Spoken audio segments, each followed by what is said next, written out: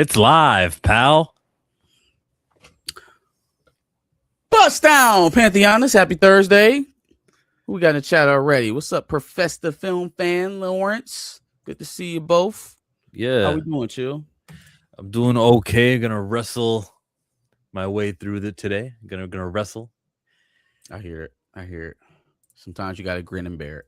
WWE time. Okay. A week ago, talking to you guys about people who do reaction content and whether or not it's transformative or not, and this and that. We showed Gilly Mania, who was a content creator who got his thing banned. Well, here's Gilly Mania today. He was featured on Raw. After I got banned, I just got banned, and they put me on TV. They put my reaction on TV after I got banned. Are we for real? I respect that opinion. He can go even more hammer than that. He really could go harder than that. He should maybe even go harder than that.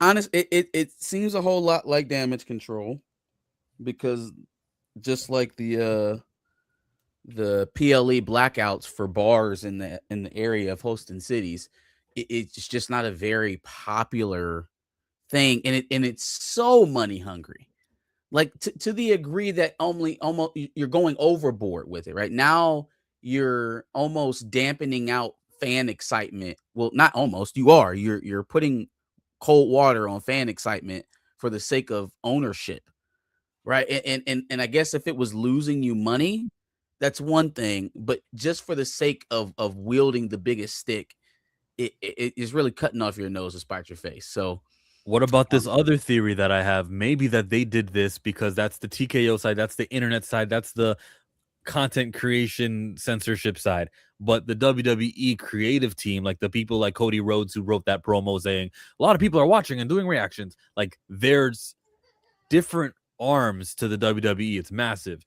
And it was and that's what it was. It's just a miscommunication between the two sides. Like one side is going, oh, well, we're supposed to do this on the internet side because we're the internet people. And then there's the WWE people who are doing the creative stuff, who love it. So I would say if you get to that nuance of it, the separation of WWE for TKO, you're probably very deep into WWE or wrestling in general.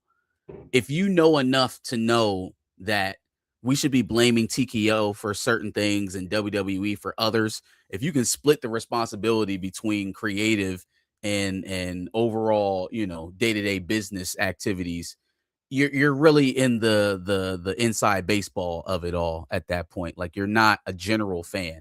And so I think for a common person just scrolling the internet saying, oh shit, WWE's banning content creators, would not necessarily separate that from WWE, the brand overall. Most people probably did not. If you did, it's probably because you're privy to some not inside information, but you're more knowledgeable about the industry. You're more knowledgeable about the organization. I don't think most people separate TKO from WWE the way that you and I might. Aventica says, hey, what's happening here? Oh, we're just talking about big businesses, corporations like the WWE, as well as Sony Pictures some of the Entertainment. Best action that we've had. Let me pause that.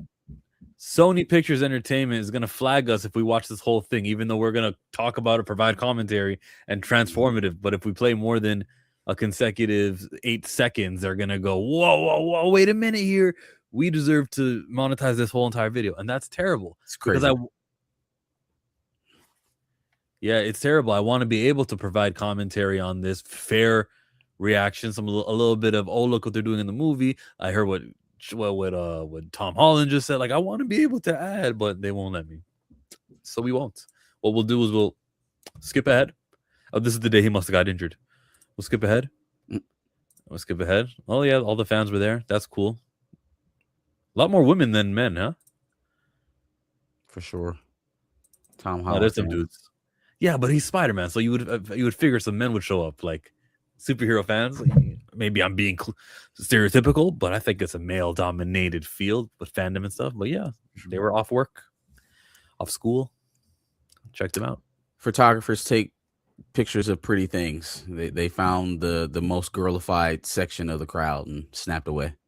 That's a good explanation. Yes. And he waved. And he probably went to a children's hospital because he likes doing that stuff. As he should. That's all. That's cool. The children's hospital thing. I love when celebrities do that. And it's got to do something for them also, right? Like bringing joy to people, the gift of giving, all that stuff. That's true. It actually does make you feel better. Sure. Got to be one of the bright spots of the job. Hey, we didn't talk about the New Day and their contract negotiations. And I love that their exit from WWE is one of a position of power. And they have options because they're actually good at wrestling and they're over. So they can go to All Elite Wrestling. They can do a dream match versus the Bucks or dream matches. So I'm really happy with what they've got going on. And then there's a little piece that's inside of me. Never mind. I'll get to that later. What do you think about the New Day and their exit? So, I mean, what we're realizing now, and it took us a while to kind of get here, but with maybe you can even throw AJ Styles into this. With the departures of Brock Lesnar and his retirement, and now the departure of New Day, and also it's seeming like now Asuka's gone. Semi-retired is the word I'm hearing on her. I think that they are asking a lot of people to take pay cuts. I don't think that that the New Day have been the only ones that have been asked to take a shave. There's reportedly a guy on the roster now that's like a heavily used guy that actually took the pay cut around the same time that the New Day said no. For the standpoint that, hey, I can go get max dollar, but then I'm going to be on TBS 2 days a week and we'll have half the exposure, as opposed to take half the money now, but still be able to push my brand at the same level that's being pushed at right now. So it's kind of a weird catch-22 that they're in. I think most of these retirement / releases are due to money. I think TKO has realized that they were going for champagne and caviar when they should have been going for Cheese Whiz and PBR. And once you push those people away, it's very hard to get them back. And so now we're like, all right, well, let's turn over the couch cushions and see where all the extra money is gone. And so we're like, well, you guys aren't doing house shows anymore, which I don't know what they're the ones that stop the house shows. It's not like they are not doing house shows by choice, but in saying that, it's like you're doing less work for the money that we said we were going to pay you before, but now you're not doing the same amount of set work, so give us half of it back. I completely understand why the New Day is like, well, fuck off, and I guess we'll see you when this relationship between you and WWE is no longer, if that ever comes to pass.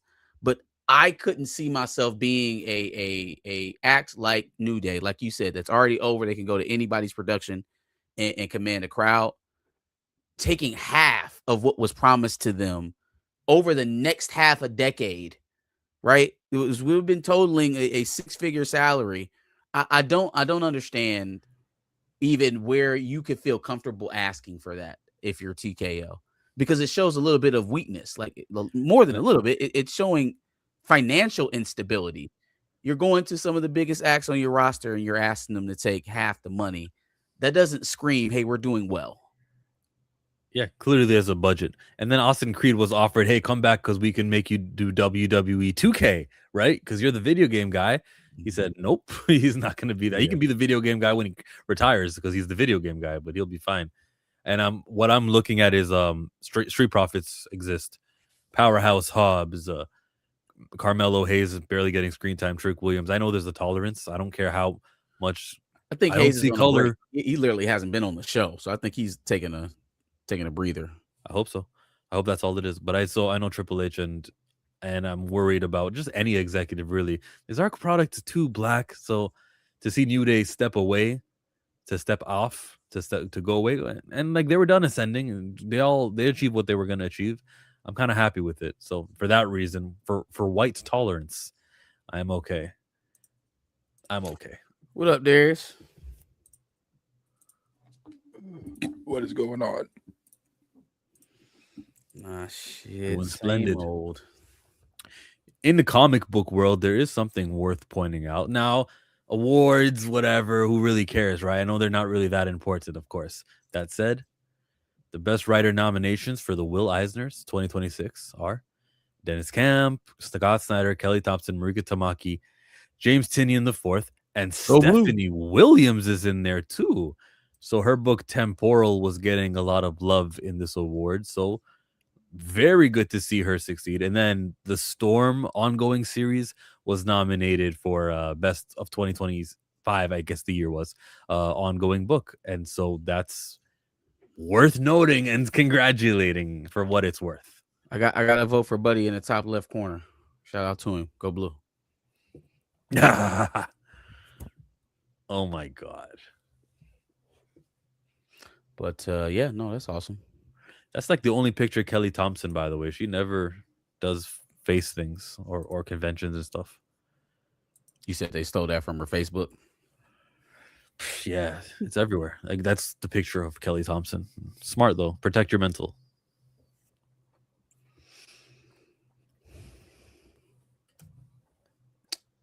What's up, gentlemen? What's going to be our first together topic? Got through the wrestling section of things. We can jump to DC. Here's some TV shows from DC. My Adventures with Green Lantern. We've got this one, which I don't know what it's called. DC Studios Starfire. That's an interesting one there. And we got Bane also appearing. Whoops. Sharing the wrong screen. I'll fix that in a second. But Starfire is the most interesting thing to me. Mind you, that was not something that James Gunn introduced early in January 2023. Here's chapter 1. No plans for Starfire. So for the 100th time, we can scrap that. And there's really, we're in a new world right now, a new era, new everything. Forget what he promised in the beginning. But Starfire. Yeah, no, that shit's done. Starfire looks cool. I mean, the Bane series, I'm intrigued. This is all animated stuff, right? This is not the Bane and Deathstroke movie that they were talking about. Nah, it's not. And this is going to be in a film festival happening in June. We're going to have a first look at these. So they're in, like they've developed, they have footage. And Batman Caped Crusader Season 2, Creature Commando Season 2, DC Superpowers, Mr. Miracle. That's what this one was, Mr. Miracle. And My Adventures with Green Lantern. And which Green Lantern is it? Remains to be seen, like fossils in a museum. Yeah, I think the Lanterns news that we're going to talk about later makes that interesting in terms of them not showing who it's going to be. It could be a prequel with Hal. I'm so irritated. Like I'm so fucking irritated by that. But we're talking about the animated stuff right now, so we'll stay focused. I don't really care what they do in that realm. Like that is the playground where James should be getting off all his niche shit. You want to do Authority? You want to do Creature Commandos? You want to do Booster Gold? Make that shit animated, and then it'll make it, for at least for me, it makes it a little bit more palatable when you get into your pet projects. Like when you show your fan card in some of these productions, it makes it a little bit more digestible for me in the animated space because you can take more risk, and it doesn't leave a lasting impact on your cinematic universe, right? I don't like him taking wild swings with characters nobody knows about for the sake of being right, it seems like, right? Like it doesn't seem like there's a reason or a rhyme to it. I'm just going to do it because that's what I want to do, and I can prove that I can be successful with it. Everybody else get out of the way and just watch. And I this is where he should be kind of taking the reins off and allowing his creativity to flow, if it has to be that at all. Much more than the Booster Golds and the Jimmy Olsens. How are you able to talk and then type this at the same time? That's crazy. You're multitasking. Hey, I'm a beast. You know what I mean? You ain't even see my fingers going. Canada doesn't take days off for Iceman. Yeah, man. Ain't it a national holiday tomorrow? May 15th, Ice Agent Day. National Send Them Back to Canada Day. Anywho, it's okay. Yeah, season 7 of Degrassi was the last time I liked Aubrey Graham. What you got on the animated stuff, Darius? I don't. I wish they wouldn't have changed their animation style. Young Justice, I would have loved to seen on this season 5 of Young Justice. I would have loved to had seen featured here. Unfortunately, it's not. None of these. I mean, I can't say that I'm not interested yet. It all really, because I love animation, so it really depends on the animation style for me. If the style looks like Mr. Miracle here, I won't be watching it. I don't like the I don't like that for Mr. Miracle. I'm not a fan of that. I think their movies, all their animated movies they did, you know, like the Flashpoint and some of those others, that animation style for DC was the best. DC was killing it on the animated side. Nobody could fuck with DC on the animated side. They should have left that shit alone. They should have left it alone. I do not know why they have changed it, but these titles here, I can't say I'm not interested in them because, again, animation, this doesn't, I know that he did say that animation, movies, games, which are things I love that he's doing that all connects to the wider DC universe. So this could connect to the wider DC universe, but this is animated. So therefore I can have a little bit more fun with this rather than when you announce a Deathstroke Bane live action film. I can have fun with Bane and whatever he's doing with Batman because Batman's in it. Batman here. But yeah, the animation stuff, I don't really, it is what it is. I can't say I'm going to watch it. I don't know if I'm going to watch it. Yeah, it's one of those I'll wait. You guys can let me know if it's good or not. Like Punisher. Guys, let me know. Is it good or not? Is it connected to the rest of the MCU? Please, let's hold off on Punisher. Let's finish all this DC talk, and then we can move over to Marvel. So we got multiple DC topics, right? Usually we do, yeah. Let's get through. Oh, yo, Static Shock is on Tubi in the United States. You guys watching that? I haven't seen it yet. I mean, I've seen every episode of Static Shock already, so it's I can't say I have. I can't say I've seen every single, but you haven't seen all of it? Probably seen a majority of them, but not every single. Okay. Yeah, I guess maybe that's why I'm not like rushing to it, but I definitely will at some point. This can be so much that you forgot though that it's worth revisiting. Oh, for sure. No, I'm due for a rewatch. Definitely due for a rewatch. The next thing here on DC's that you sent is Chris Mundi on Lanterns. Wait, are we coming back to Bane and Deathstroke, or are we? I'll go back to it. Okay, I didn't know we were discussing how stupid this is. So wait. I don't really care. It is what it is. Yeah, this one. It's not two movies. It's not Deathstroke and Bane, or it's like Deathstroke and Bane. No, the two of them are going to be in a movie together, where they will either fight a bigger threat, either fight each other at the beginning, come together for a bigger threat, or just fight each other throughout the whole movie. Who knows? A script hasn't come in yet. All right, so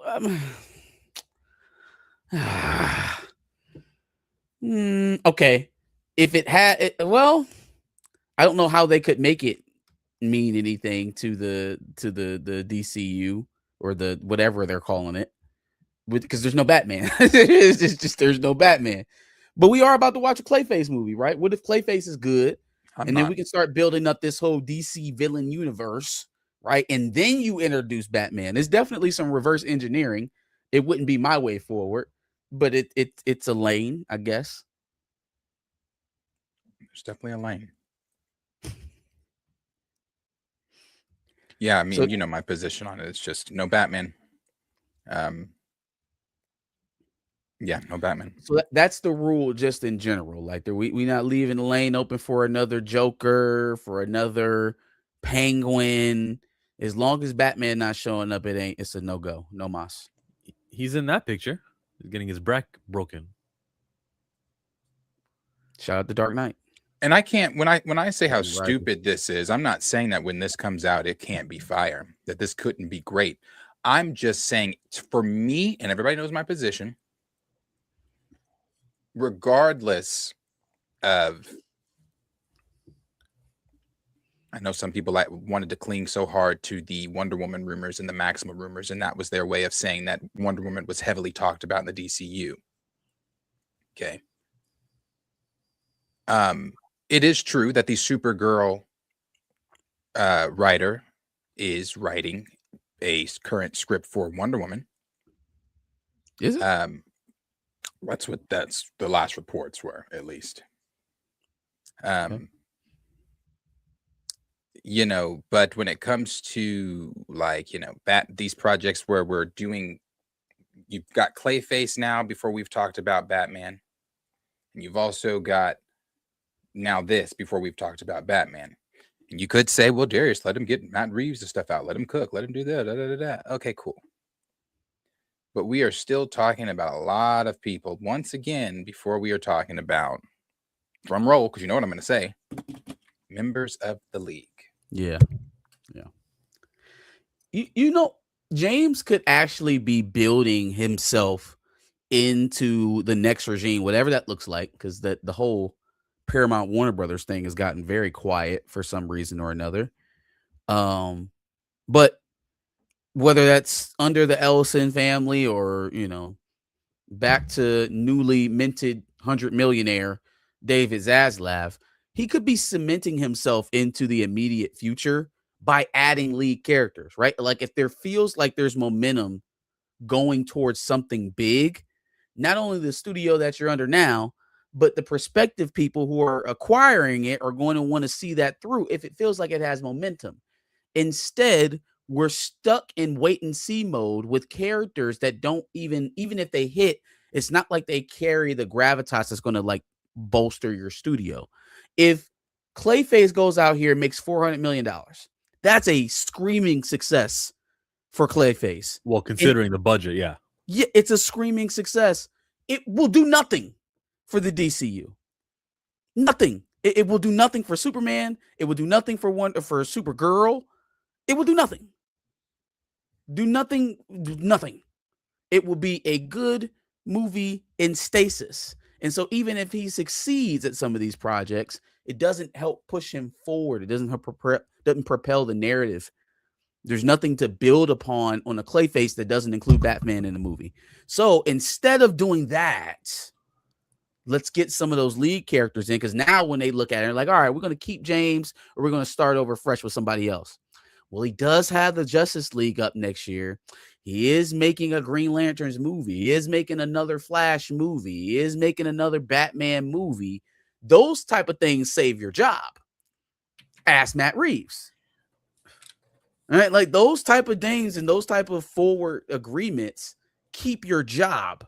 But when they look at the slate and they're like, oh shit, we got that Jimmy Olsen coming up next fall. Huh? We still working on that Sergeant Rock, huh? Want some of that? Yeah, we got it. Got it coming, boy. Bane and Deathstroke solo film. Like that's not, they're going to be like, okay, well, yeah, we can do without all of that shit. Let's start over. But don't sleep on Peacemaker, which did expand multiverse, added another layer to Lex Luthor, and then the importance of Rick Flag, who's going to be a character who touches on different characters and stuff. He's like part of it's not the authority, but he's part of the like government forces. Even in these lesser shows, you can get world building. I mean, I do agree with that. Clayface can have Commissioner Gordon. That's just not good enough for me, though. Again, I get what you're saying. That's fantastic, and you're so right. It can, and that adds another element to Clayface. That again, just I just hate this whole. And I say this every time we talk about DC. I am just, and it's not just DC, Marvel too. I'm past this peaking like, oh, Gordon's here, so you guys know what that means. It means Batman's, but I know that. Like, of course he's here. Yeah, I know. I was looking at that comment. How about that? Am I missing something? I know we're going to have Green Lantern in there, right? We're going to have Superman. Who's the rest of who's the half of the league that I'm forgetting? Like, help me out. Fill in the gaps. I have no clue. Who else is supposed to be in there? Confirmed. I'm sorry. Confirmed, not rumored. Confirmed. Just a reminder, Battery, DC owns the rights to every one of their characters. It's not like the Hulk is tied up in Spider-Man. They could have done it. Do whatever they want at any time. If I'm out the loop on Wonder Woman, Cyborg, Martian Manhunter, if any of those characters, Batman, Flash, if any of those characters have been cast for Man of Tomorrow, and I'm out the loop, please help me. Right? That's what the show is for. But see, there's a few of our viewers that are again under the sprinkle it out. They're saying he's going to do the sprinkle it out formula. Let him cook and let him get all these guys in, and this guy's going to come in. Then you'll get your league member here, then there. Then I guess in 12 years we'll get our Justice League team up. So Green Lantern we knew about. Superman, cop out, that's his movie. Why would you even name Superman? Mr. Terrific is part of Justice League Unlimited. He's not that top 10 hero. Not yet. We hope to get him there. If the league needs extended members to carry out a big job, yes, they're calling Mr. Terrific. He's not a regular member of the league. Hawk Girl, that's not Shira. That's not the Hawk Girl that was in the league. Ooh, I'm going to correct you. Mr. Terrific has been featured much on Justice League Unlimited. Big salute to Marquise Draper, who is editing a book where Jamal Campbell is doing Zatanna, writing and editing. Morgan Hampton is doing Green Lantern Corps. Who else did he put on? He's putting Stephanie Williams on 2 issues of Wonder Woman again for another. Like Marquise Draper is making moves at DC. Greatest editor alive. Yeah, shout out to Marquise Draper. I said that to start my statement. I said that he was Justice League Unlimited. I didn't forget about the animated stuff, but he's not a regular member of the league. So again, maybe instead of wasting time on Jimmy, we can use that somewhere else. No, right. It's not the right Hawk Girl. Like, what are we talking about? Different person. It's like Robin, Dick Grayson, Robin, and then there's Jason Todd, Tim Drake, Damian Wayne. Battery, you're trolling. That's a troll. I'm not even accepting that. That's a troll. I do this. You guys know I stream in the evenings, and my DC back and forth with the chat typically takes my stream about an hour and a half, maybe an hour, because we are just going back and forth with, and again, I'm just like, guys, I get what you're saying, but at the same time, my big thing is not I want it rushed, and I want it I want just spectacle. That's not what I want, because as I've said many times, and the good example is the Game of Thrones. Some of the most interesting parts of the Game of Thrones don't involve spectacle, don't involve the dragons, don't involve any of that stuff.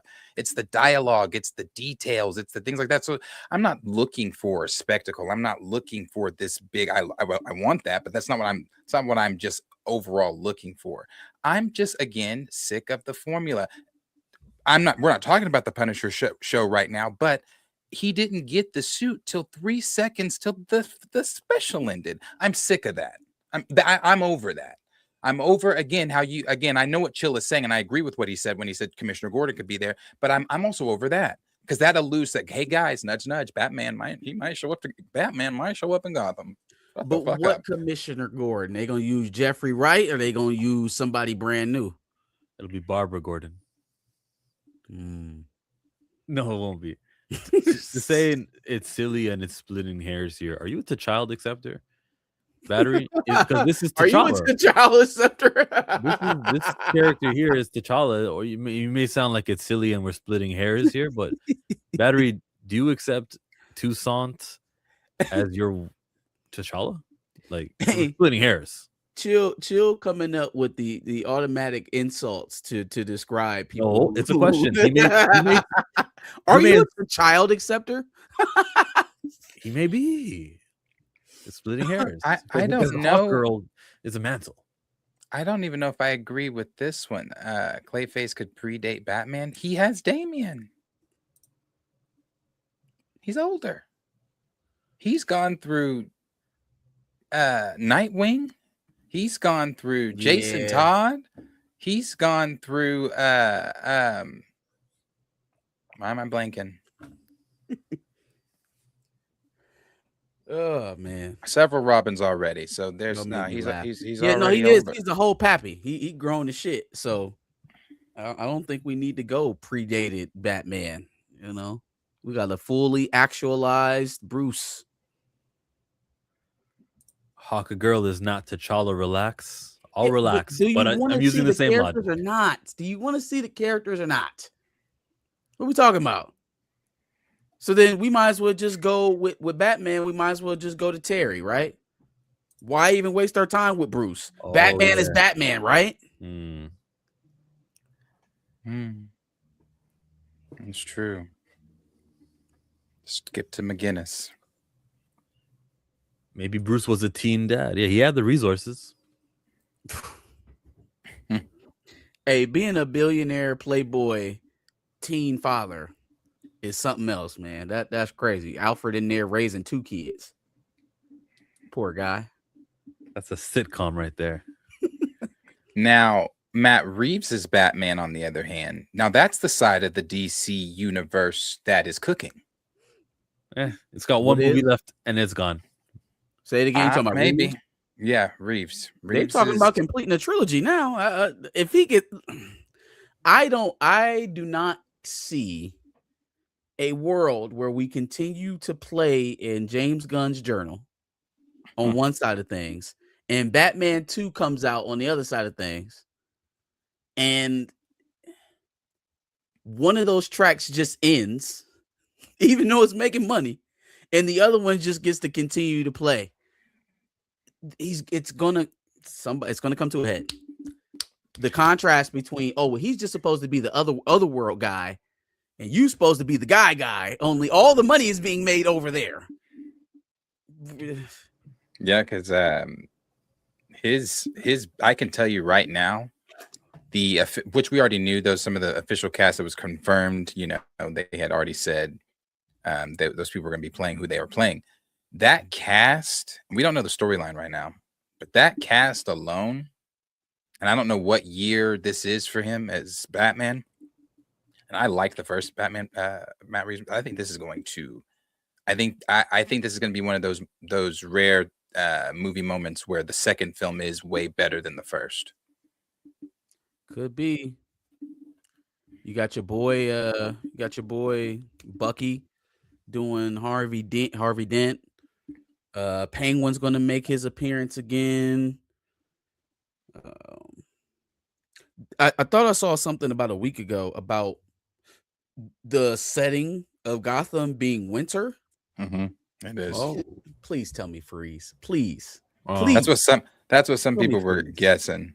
Tell me freeze. Yeah, because it's never just winter for no reason in these shows and movies. Right. But Reeves said, that's what he said. He did say he wanted to do freeze. Obviously, it's not going to be, freeze gun.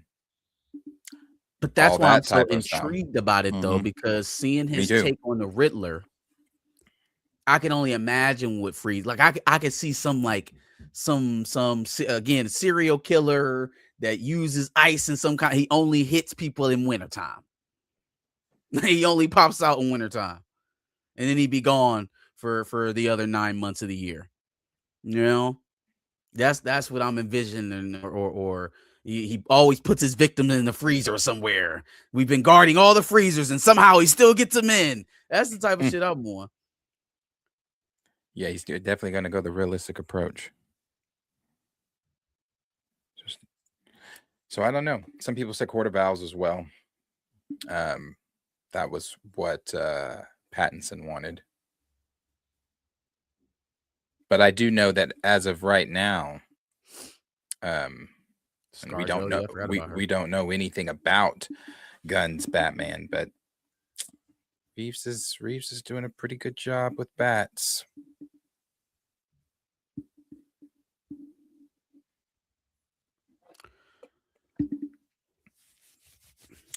Excited to see where. How about the Green Lantern stuff? Chris Mundi on Lanterns. This guy is a producer. He did Ozark. He's an accomplished man in Hollywood. We wanted to tell an on the ground story and that has a couple of different mysteries inside of it. What we have going for us is that it's a Green Lantern story. They can conjure anything from the ring. They do go off the planet. Ooh. There's all these other powers that they have. We want to use everything that's great about the mythology of the Green Lanterns, but at the same time, we wanted it to feel like an upscale mystery, a very emotionally tangible story about these people that are in it. And he left out the part where the budget was decreased. God damn it. What's he supposed to say? I tried my best, but I know this one isn't my best work. He's gonna tell you what we tried to do. Yeah. No, I mean, okay, so this doesn't bother me as much as the updates about the time period does. So, like, sure, you're telling a grounded story, and you know there'll be a little bit of intergalacticness involved, and you'll see the ring powers, but mostly it's going to be a down to earth show. That doesn't scare me as much as what they're doing with the timeline. So apparently there's going to be a lot of flashbacks, like they'll have 2 consecutive running timelines at the same time. God, we are really overcomplicating this. And also they're making it so that Guy comes on after Hal trains John. Now, is that, again, I'm not the biggest DC buff, but I thought we went Guy, Hal, John, not Hal, John, Guy. Sure. Am I throwing that off? Am I wrong here? Thought it was Guy, Hal, John. I don't know. You got the internet, but I thought Hal Jordan predated all of them. Okay. Alan Scott would be the first one, but then Alan, okay, yeah, right. So then, but what? Why? What? You're gonna make Nathan Fillion the youngest Lantern? I think Guy dies. Right? That's what should have happened. That's what we should have got. That should be the mystery that we're investigating in this show. It would have made it actually worthwhile watching. I wouldn't have gave a shit that it's Earthbound, because if Guy gets killed on Earth, we should be investigating it on Earth. But for now, they're telling me that this shit is going to predate Guy even being a Lantern by 10 years. So what are we doing? I gotta wait to see the show before I can be as angry as you are. What are you doing? Well, I'm reacting to the rumor. So this is all based off of whether or not the rumor is true. If it's not, then screw all of that, and we'll just go back to my original theory. But if this is the case, and we are going to be doing a whole Lost thing in Lanterns, do we have time for that? Does it serve the purpose of expanding the universe? Does it serve the purpose of moving these characters forward and getting us excited to see them on the silver screen? If it doesn't do any of those 3 things, what's the point? What is the point?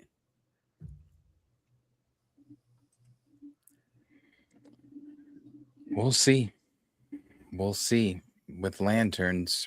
The pictures they shared of them were pretty well. Of John, that one of John was pretty cool, him holding the lantern.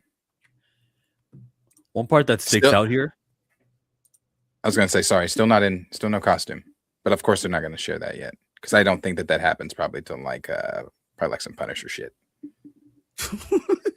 Hey, I swear to God, Darius, how many episodes is in this show? I don't know. I've been asking. I think it's 8. Let's say it's 8 episodes. If he don't get that suit until episode 8, I'm gonna find a physical copy of the Lantern so I can record myself chucking it off a freeway. The part that sticks out here is they can conjure anything from the ring. Okay, there was an artist, I forget who, and he had challenged himself like, I'm never gonna draw the same energy construct twice. And so, if he needs to lift something up, he'll use a bulldozer, he'll use a shovel, then he'll use. So that creativity could be what we talk about week after week. Hey, did you see what Green Lantern created? Yeah, I can't believe he put a diaper on that guy, or I can't believe, like, I'm sorry. I could use a better example. That potty humor.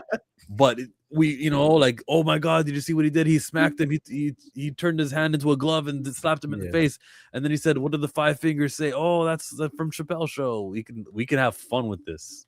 Well, see, I'm into the whole true detective angle of this. Like, I'm down. I'm there. As long as the crime is consequential. Like, don't do the thing or fall into the trap of trying to make this so episodic and week to week for casual viewers that you fall out of the comic bookness of it all. I should be watching this with anticipation to see what kind of Easter eggs are left for Man of Tomorrow. I should be watching this for Easter eggs that may apply to even the Supergirl. I should be watching this to think about how these characters project forward into the grander scheme. And if that's not if that's not being served in this down to earth, day-to-day investigative show, then we're not doing it right, in my opinion. Yes. There's another image here of light-skinned Green Lantern. I'm gonna share. Very, very off-putting. He looks like John outside of the coloring. I mean, once he puts that suit on, I think we'll be all right. Yeah, what the like you said, they probably only going to show him in the suit for like 2 seconds as it is, so they got to save it. but why? I'm glad he's carrying the lantern. That's cool, I guess. That's cool. That is cool. Got some green. That is cool. Got some green. He looks like he's walking slowly. He's saying the words "in brightest day and blackest night." He's about to just whoop someone. Yeah, he looked like he just got out of a padded room, is what he looked like. But I will take the lantern. Chill, you lighter than him. Yeah, and I would never audition for Jon Stewart, the Green Lantern. There are 2 timelines in season 1 of Lanterns. The drama unfolds between the 2016 setting involving the shooting in Rushville, and 10 years later to something else in 2026. That's to something else could also mean the shooting of Guy Gardner.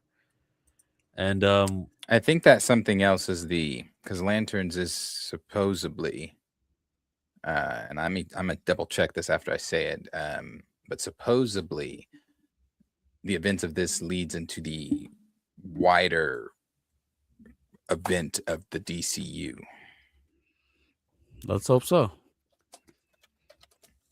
Make it a consequential watch. Like I hate hearing, oh, we didn't want people to have to go back and watch. Why are you working in this? Go find a romantic comedy. Go find a crime thriller, a murder mystery. Go find anything else other than this.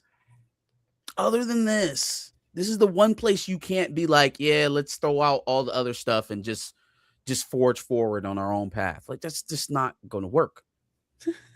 We didn't want to do the effort of tying something. That's the truth. Yeah. I think they admitted that in Friendly Neighborhood Spider-Man. That animated show was supposed to be canon. And they said, we don't want to bog down things. You don't want to have to do homework. But it gave us a lot of freedom to do more things when we made it not canon. Okay, Brad Winderbaum. Guess who didn't get bogged down with boring things like canon. I mean, I'm different, right? There's some people who are looking for that. But I think there's more of me's than there are of the guys who want. I don't think they're comic book fans, though. I don't think the people who don't want to have to do homework flock to comic book content. Is there anybody who's watching right now? Put a 1 in the chat. If you're one of the people who think, yeah, you're a fan of the comic stuff, you love all that stuff, but then you love the isolated stories also. There's probably someone watching right now who believes in the standalone nature. It would be like being a pacifist, but going to the gun range all the time. It just doesn't go together. Is it possible? Sure. But yeah, of course, there's one. It's possible. It's even feasible, but it's not likely. And so if there's a limited amount of people out there who don't want to have to do homework, but also are wrapped up in a very lore-driven genre, why would we be acquiescing to the people? Why would we acquiesce to the very small crowd as opposed to the vast majority of people? Avatar: Legend of Korra. I watched that show because of what it was related to. Enjoyed it. Seven Havens is coming next. The Avatar after Korra. Gonna enjoy that also. Rich lore. That's me. I mean, so far we got Johnny and we got Jay the Informant. Oh, he says he also is into the isolated stuff. Yeah. We like rich storytelling, consequences, callbacks. That's why I like wrestling. That's why I like Avatar. Anything that's like just connected. I love that stuff. I love being rewarded for all the hours I've put into the franchise. What is the point of me cataloging all this information in my brain about all this media that I like, if not to have it play out on the screen, if not to have it be rewarded by it when I see it in media? Which brings us to the greatest news, everybody. Pay attention, pay attention, pay attention. Vin Diesel's contributed much, nothing more than the Fast and Furious franchise. And there is a television live action series that is going to take place in that world. Fast and Furious. How connected will it be to everyone? I have no doubts it will be connected, because even movies like the Tokyo Drift movie, they were featured in the 9th Fast and Furious. Everything is associated with each other in this franchise. Thank you, Vin. And I can't wait to see what this TV show. You know what? Everyone was complaining they went to space. With the TV show budget, it's going to be just driving. Fast and Furious. Woohoo! Right, the family universe. The family universe. Thank you. So yes, I'm totally disinterested if it doesn't have the main cast. There's not a healthy enough side character roster for Fast Toretto has a son. Toretto's son could go to school. Don't give a shit. Don't care about none of that. That she was even about to say, I don't care about any of that. Neither would anyone else. If it's not Dom, if it's not Letty, if it's not Tyrese and Ludacris, first of all, they all have been in the last 3 movies, and I have seen none of the last 3. You got a lot of entertainment to watch. I haven't seen none of the last 3. So you telling me that you doing the Fast and Furious without those people on TV? Yeah, nah. Nah. Can't even go. Can't even do it. The last one I saw, Ronda Rousey was in. Fast 7. Ronda Rousey. Wasn't Jason Momoa in the last one? Yeah, he played Dante. Great villain. That's gotta be Dominic's like brother or cousin or some shit like that. Dante. Maybe that'd be a great reveal. They're actually related. Yeah, Vin needs to let it go. I think, this, and again, I agree. If you are doing like, these are new members, new people, I don't know, maybe Vin Diesel shows up in a cameo or something. You know what? I bet you it's in his contract that he's in every episode. So, it's gonna be a Dom miniseries. But those, I don't know if they're getting everybody else to come do a series for this. First of all, Tyrese coming, because that's the only thing he got on the docket. He reminds us about that anytime a Fast and Furious movie is not being shot. I ain't got nothing other than Fast and Furious. I don't know. Ludacris will probably show up. He thought he had Spider-Man for a minute. Remember, he was telling us how the Marvel universe was gonna work. Boy, you ain't got Spider-Man. You got Morbius. You got Morbius. But yeah, I think most of them would. If Vin Diesel's going to do it. But do we want to see this? Like, who asked you for this? I asked. I want to see it. There you go. Chillmonger. An army of one. It's not for me. Paul Walker died. His character gets to live. Recast T'Challa, right, guys? Recast what happened with Brian. Got you there. I thought Brian was picked. I thought Brian was a stay-at-home dad in the universe now. He pulls up to barbecues. Okay. What movie was that? What are they on? 19? we just finished the 10th movie where he was protecting Little B. No, he was protecting his kid. Okay, so he's in safe hands and all that stuff. So his child is fine. But with everything going chaotic right now, and with the cliffhanger, we know Brian's gonna come back to help save everyone. Because what happened to John Cena's character? I think John Cena's character, Jacob, I think he was filling in for Brian's role. We know now Brian is due because they're gonna have to press the red emergency button. Hey, Vin Diesel, or not Vin Diesel, Dominic ain't shit. He be in that mug talking about family. Meanwhile, he got a whole baby mama out here that he got murdered and then brought this little Jon Snow baby home for Letty to raise. And then he got kidnapped. He's an awful family man. Terrible. It's not Stepped terrible when out, it's family. had a baby out of wedlock, brought the baby back. Oh, no, you have to raise it. We're family. Baby get kidnapped. You need to worry about your family. Yeah, and what's her name? What's Charlize Theron's name? Nexus Cypress. She killed. Oh yeah, Clea. Huh? Clea. Yeah, Clea. But I don't like her at all. I don't think that the team should look eye to eye to her. I don't care. Ramsey. No, Ramsey's the name of Natalie. Wasn't Charlize Theron the villain in 7? Yeah, she was a villain, and now she's not so villainous anymore. She's still. I thought she died in 7. Hold on, she's gonna be the villain in number 11. She's been the villain for 4 movies. Nah, look, Jason Momoa's character is the villain of 10 and 11, and Hobbs and Shaw. We found out. Hobbs and Shaw. Yeah, at the very end. Jason Statham in The Rock. The Rock, yeah. Rock was in the post-credit scene. We're getting back The Rock in this next movie. It's everything I want. I'm good. I'm gonna be so happy with how this turns out. The Rock agreed to this. Sorry, yeah. Vin Diesel must have said sorry. And hey, The Rock, I'm sorry. He's in better shape, by the way. I think that Kevin Hart wasn't allowed to joke about it because he barely touched on it at the roast. But Rock is in good shape again, so good for him. Back on the juice.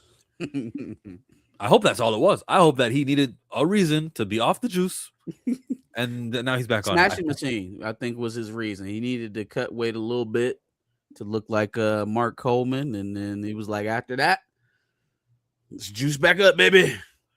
Remember when The Rock said Tyrese's album was the biggest piece of dog shit he heard?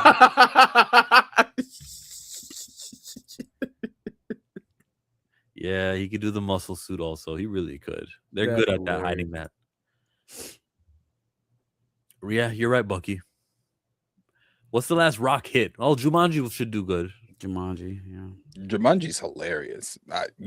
Nobody can't tell me, and it's not The Rock. He has funny moments.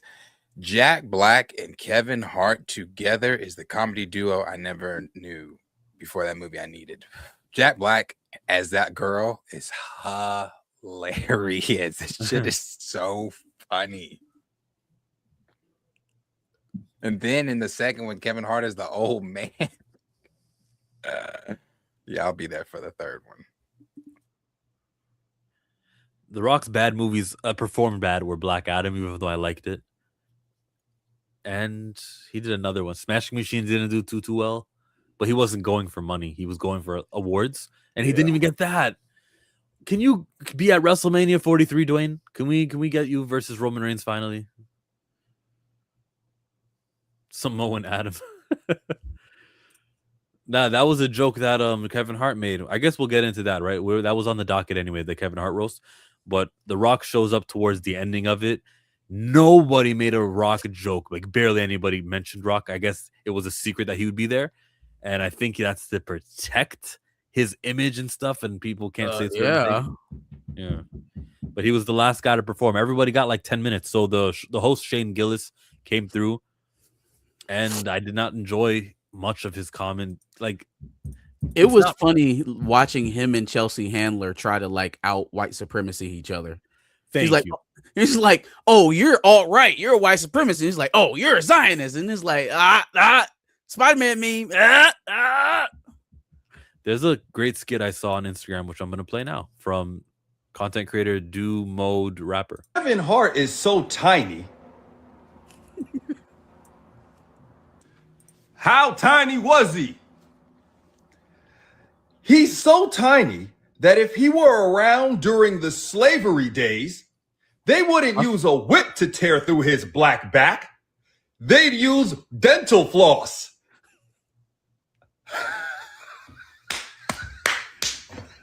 It was this. Literally. What? That's comedy. That's going to be a minty back. It's the funniest thing I've ever heard in my life. I swear to God, I'm not faking. I'm not faking this laugh. That shit was funny. You know, it's great that we're all here together to celebrate freedom of speech. I actually had a dream that this happened. I woke up so excited I took a shot. Guess you could call me Martin Luther King.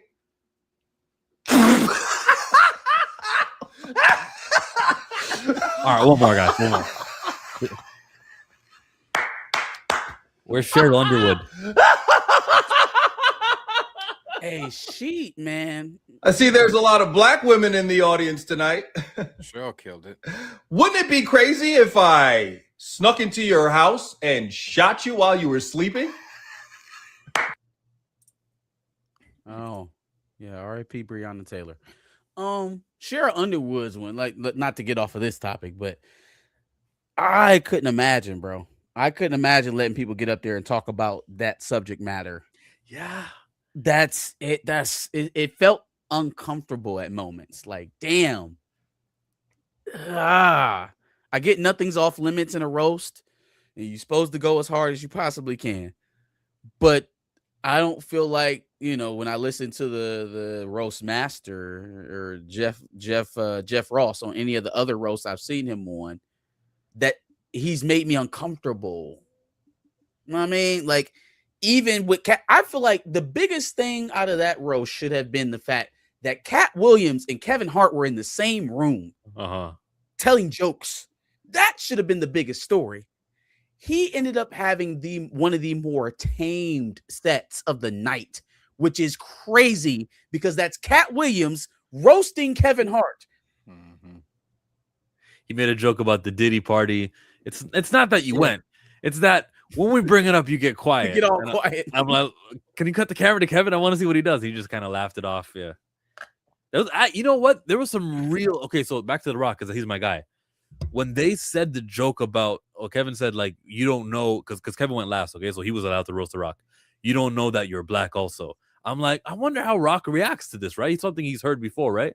And he just kind of laughed, chuckled at it. Like, okay.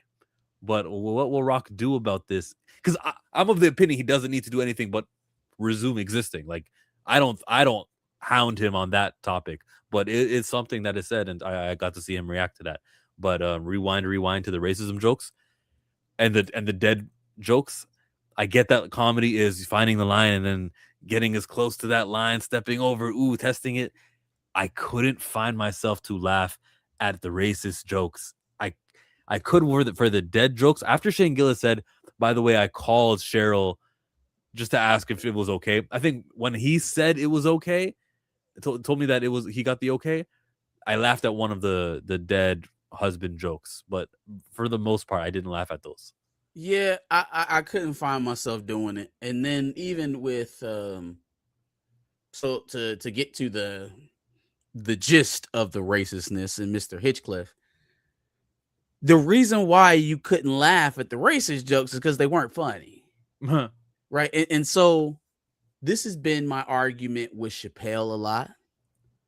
It's been my argument with a lot of comedians. It's like, sure, man, you are an entertainer. You got your First Amendment.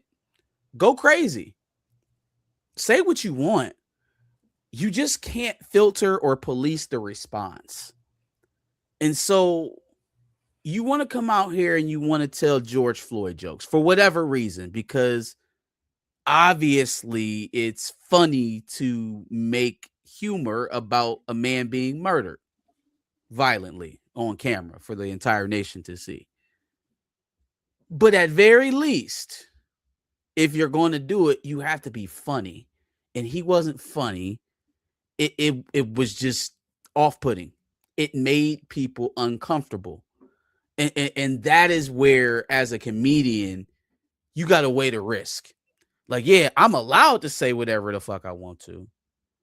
At the same time, is me saying this in this crowd, in that this event, going to get the reaction that wins me the moment? If you're just going to go out there and say racist shit for the sake of saying racist shit, there are other avenues you can get that shit off, and it'll be much more lucrative for you. But telling jokes and you want to be racist, you had better be funny. You had better be funny. He wasn't funny. And everybody lately has been, which I agree with. Of course, I agree with freedom of speech. But it's just been thrown around with everything lately, and that's fine. But that does not then mean freedom of consequence. So you can say whatever it is. You ask Chet the Builder. You can say whatever it is you want to say, but you're not then free of consequence. And I never have found any time a George Floyd joke has been used to be funny. That was not a funny time in Black history, Black American history. That was not funny for his family. And if you remember the video, I don't know if that video is even still online. But if you remember the video when it first watched, that was a very hard video to watch. Oh, right. So I've never found it to be funny. Because what is the joke? Like, what is even the joke? Ha ha! A cop sat on his neck for 8 minutes. Like, what is the punchline? Like, what is supposed? It'd be something different if we were making a George Floyd joke and the butt of it was Derek Chauvin. It would be one thing if we were making a George Floyd joke and the butt of the joke was the racist white people who defended Derek Chauvin. You made a joke about George Floyd and made George Floyd the joke. Yeah. We know too much, the three of us. The system that's in power, the reason that things are there. Like, I'll always just go back to the root of the joke and go, oh, no, that's not funny. That's actually pretty evil, actually. Can't laugh at that one. Yeah. Yeah.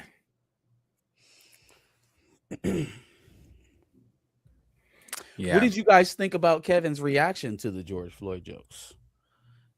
Right. Pretty telling. Pretty disappointing. It was giving Chris Rock sitting in a room with with Jerry Seinfeld and who was the other? Was it Gervais? Richie Gervais and Louis C.K.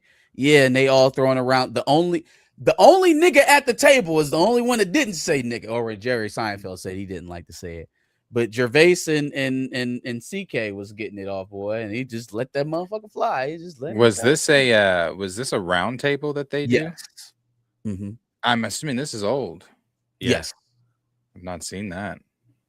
Yep, Chris Rock sitting right there, just hakiki and all gums and teeth. Well, that doesn't shock me. Chris Rock is again one of those black when it's convenient. And you know, I don't want to necessarily lay that all at Kevin's feet, but it was giving that type of energy. It was giving that, I'll smile to protect you. Yeah, I'm playing the game, and yeah. You know what I got tired of during that roast was Chelsea Handler's here. Draymond Green is here. Like the introducing the person before you make jokes on them. You can't do that when you're like an hour into the special. We already know who's here, right? Pete Davis is here. Guess what? Pete Davis, like, shut up, guys. Just get to the punchline. So they should have known the order that they were going to be in, so they didn't begin the jokes that way. Maybe that's for every roast. I don't watch enough of them. I saw the Tom Brady one, but I thought that was pretty lame. Draymond, did you laugh at that? You laughed at that. Come on. What, Draymond? Yeah, Draymond was roasting Kevin Hart. No. Yeah, the people who I knew had written. I'm not asking you jokes. Marcus. We're asking Darius about Draymond Green doing his thing, making some jokes here and there. I don't know. I don't find Draymond funny, especially when you come off the heels of the week that he had. I don't find Draymond funny. Hey, somebody got at him like you should be in the playoffs right now. Like, thanks for being here. And I'm so sick of this. And I'm not swaying basketball, but I'm so sick of this Giannis talk. Actually, let me not even go there. So anyway, yes, I don't find Draymond funny. They booed him every time he spoke. That's right. He should have. He was fine when he was in the Austin Reeves of it all. Once he got up to Charles Barkley, he should have pumped the brakes. Should have pumped the brakes. And then with that sorry ass, you guys just want to paint me as this bad guy. Nigga, then stop acting like the bad guy. We're not painting you as the bad guy. Like, you nobody act forced like the this bad guy. situation, bro. You got in front of one of these and you just got to letting it fly. So like that's on you. You grown, bro. He expected Kenny and Ernie to be Yeah, no, ain't Expected the nobody about to people- sit around and let you disrespect Yeah. Sir Charles. and like people and like all the analysts were pointing out on different shows, the various different shows and things like that, and even just regular old TikTok folks, your entire career doesn't even measure up to Charles's Houston days. And it's like, yeah, Charles is one of the greats, brother. Like, and you're up there. So anyway, I don't care for Draymond unless that clock is running and there's 48 minutes and he's got a Warriors jersey on and he's contributing. That's the only way. I'm like, let's go, Dre. Other than that, I didn't I'm know his cool on wife was Dre. sisters with Kevin Hart's wife. I didn't know that either. I'm sorry, what? Draymond Green's wife, Kevin Hart's wife, they're sisters. I thought his wife was Asian. No, Maybe his his wife is new black. wife. Dre's wife? Or No, Kevin Hart's wife. Oh, I don't know. Maybe got one of his divorced. ex-wives. Okay. The first one is black for sure. His ex-wife, Yeah. Tori Hart, is black for sure. Dre's wife is black. And so Ah. something happened in Las Vegas. That's where he cheated and got caught. I didn't know Yeah. that about Kevin Hart. But yeah, they got personal there. The big cheating scandal where he got caught in the back of the car with that woman. No, I guess I wasn't paying attention. I know Kevin Hart got in a car accident. I know that. I know about the Oscars and how he had to do the apology tour and then he just like, fuck it. This know that. was all within the same like 5 to 7 year span. He had got caught cheating very publicly in Vegas and almost lost his wife. And, then all the rest of that stuff ensued. Yeah. I thought, the different breakdowns that people are doing over Cats was great. Like Cat was great. Didn't go as hard as like you guys said, as I wanted him to go, but he was good. Mhm. Yeah. Will you watch another roast? So Tom Brady had that Netflix roast. Kevin Hart had a Netflix roast. I watched Justin Bieber's. I watched Tom Brady's. I watched this one. Bieber did one? Wow. Mhm. Wow, really? This was after all that. You know how he went, spiraled for a little bit. This was after the spiral. So this was like fresh off. So the jokes were hitting hard. Yeah. I hope he's fine. Who do we do next? It can't be a woman, right? Like, it has got to be a male. Why can't it be a woman?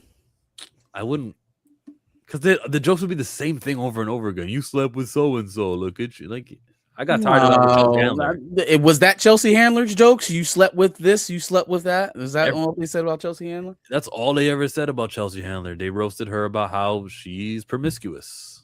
Well, first of all, Loves black men. the roast is meant to grind you about stuff that people may know about you or public controversies. Like they're going to rub your nose and stuff. Oh, Kim If Kardashian. you're known for being promiscuous, if you known for having a bunch of celebrity relationships, that's what they're going to target. Kim I don't think Kardashian. that should stop if you're a woman. She hasn't. No, she has never done one. No, I doubt she would. She attended the Tom Brady one. She was in the And audience. got booed and then they've digitally removed the boos. Oh, okay. She'll not do it then. They booed Chelsea Handler at No, Tom they Brady's roast? they booed Kim Kardashian. Oh, haha. Hey, Stephen A. Smith should be up. He'd do it too. He'd do it. He might. They would eviscerate him. Is he A-list? B plus. Yeah. He's not Kevin Hart, Justin Bieber. B plus. Yeah, Stephen A. Yeah, I like the roast. It was fine. You should watch Justin's. You should watch how many times he takes a sip of whatever the fuck he's drinking. It's funny. Hey, let's move on to. Oh, hold on, one more thing. During Tom's, what was it that he said to whoever when he was like, "Don't talk about" or whatever? Who was His what was that? wife? Because he got a divorce with his wife, and his wife was dating the yoga instructor, I think. Oh yeah, that's what it was. That's what it was. And he like told the dude, "Don't talk about That's that." my kid's mom. And I think that's legit. But like that was gonna come up, dude.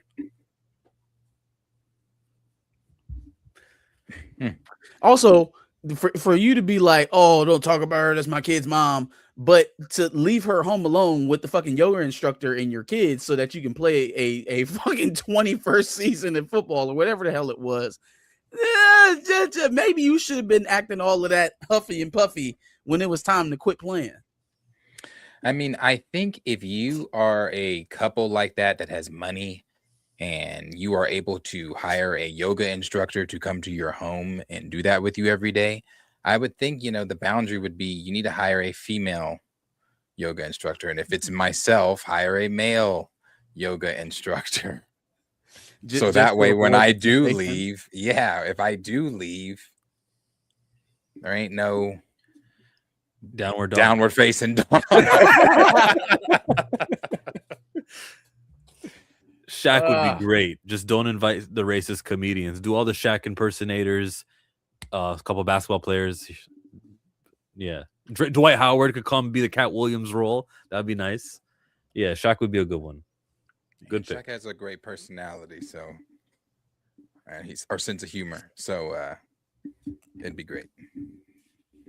He'd be able to take it. Charles Barkley roasts him, man. Yeah. Let's go to The Punisher. Okay, chat. Everyone who watched the Punisher special, rank it out of 10. Is it a 1? Is it a 9? We want to know. The Punisher One Last Kill debuts with 83% on Rotten Tomatoes. Okay. It's Rotten Tomatoes. Yeah. Good job. I'm sure it's good. Is it connected? Did you watch it? Nah. Did you? I did. I'm going to give it a 6. Was it connected? Well, Absolutely. maybe. I didn't feel any of the connection. They never really define when this is or they don't make it exceedingly clear when this is happening. Like, and all God's honest truth. Maybe I'm just being dense. Maybe I need to watch it again. But if you told me that this shit happened after season 1 of The Punisher, well, maybe not season 1. Yeah, no. When did his black friend die? When did the guy die? This really could have happened after the Punisher series. Like there's nothing, or it could be happening at the same time as Daredevil Born Again. They don't do a whole lot to define exactly when this is happening. Not watching this show. I'm sorry. Yeah. Not watching it.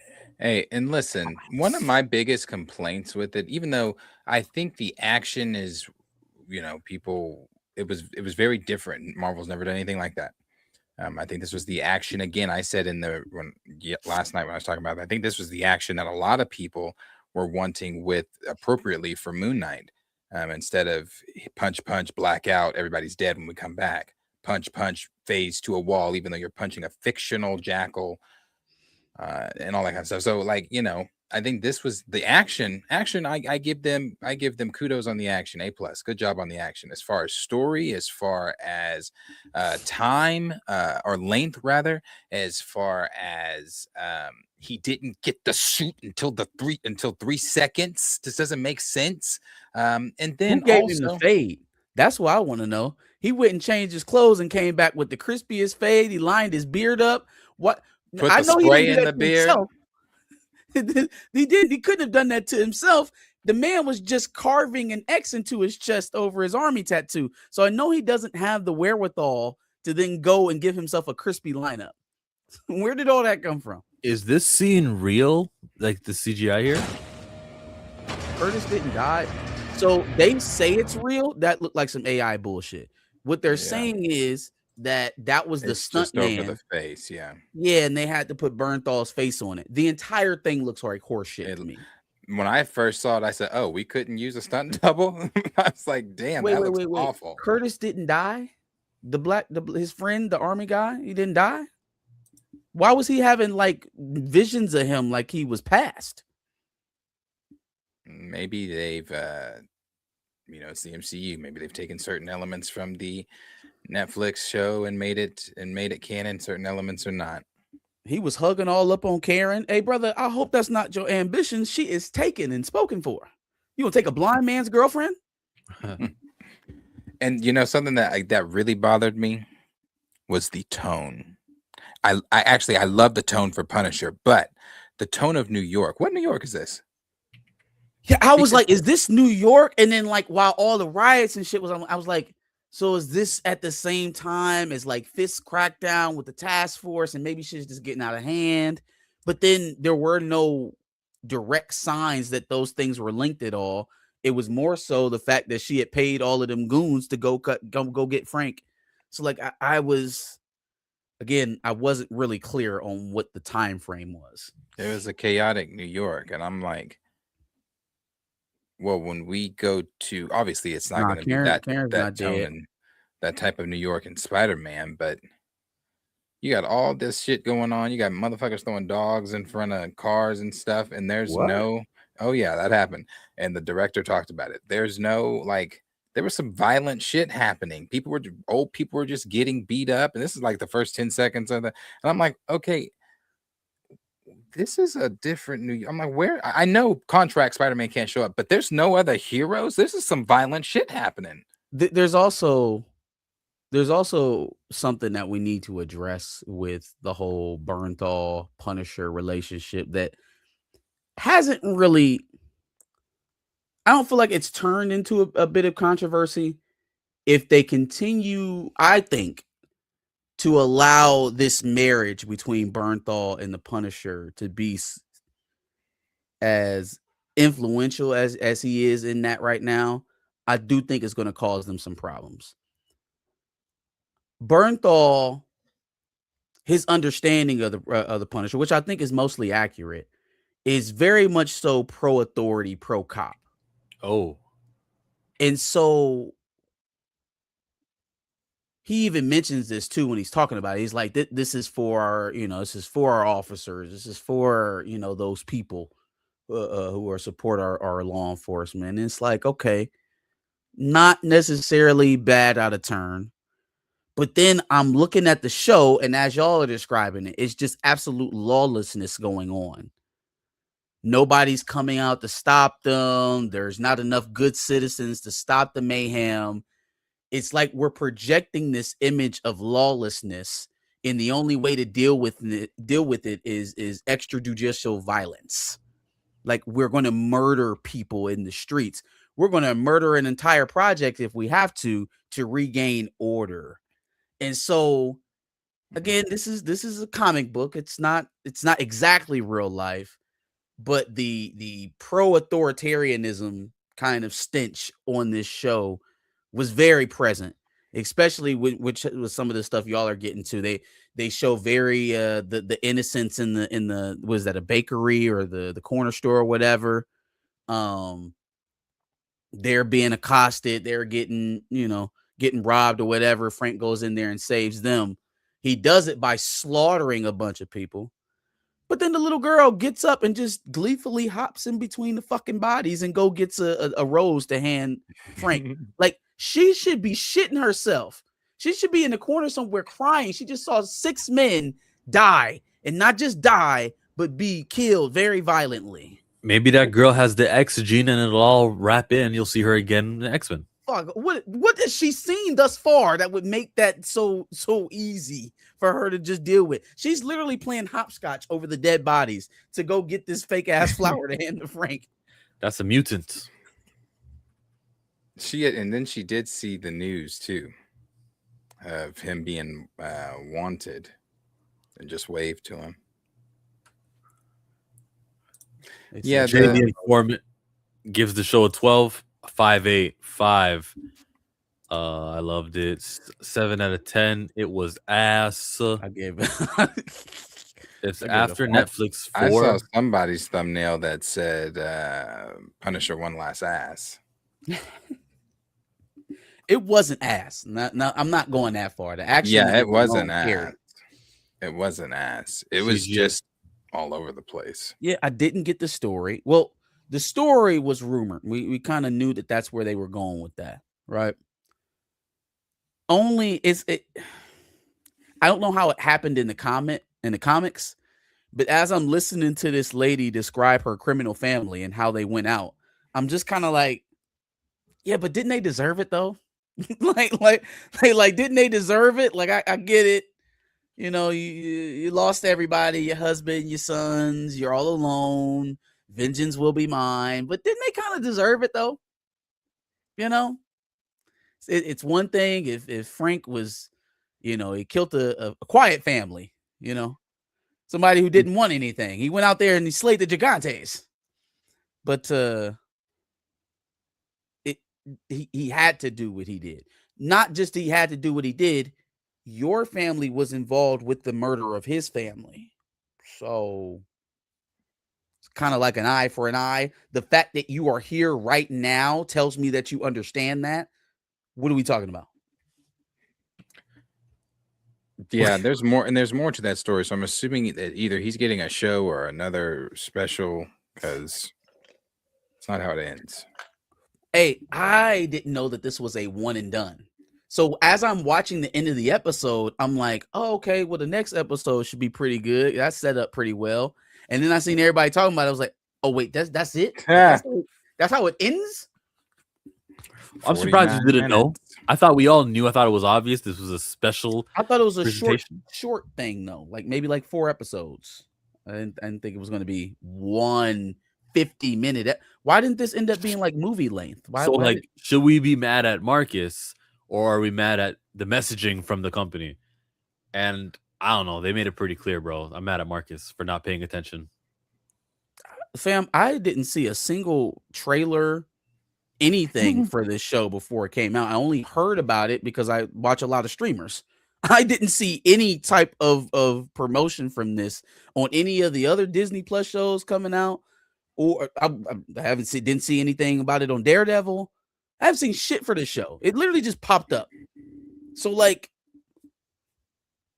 I guess I missed the teaser trailer. I guess you did. Unacceptable. Do better. Mind your own business.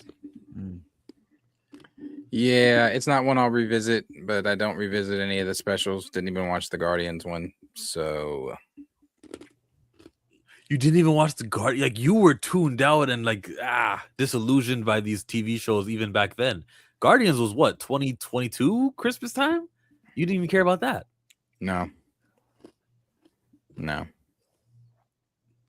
If it ain't the WandaVision trilogy, keep it off Disney Plus. If it ain't the WandaVision trilogy. Yeah, that's a trilogy I may not finish. Sorry. Hey, I've heard that Vision Quest trailer that they showed was pretty good. I've heard it. Don't look at me like that. I've heard it was pretty good. You have to relax. I'm telling you. I'm just telling you what I heard. I heard it was pretty good. And for the people asking, because we were talking about it last night, I guess no. In the trailer, Ultron wasn't in human form. He was Ultron. trying to see if I got a Drake dancing, but I don't. I'll go to Toronto Raptors.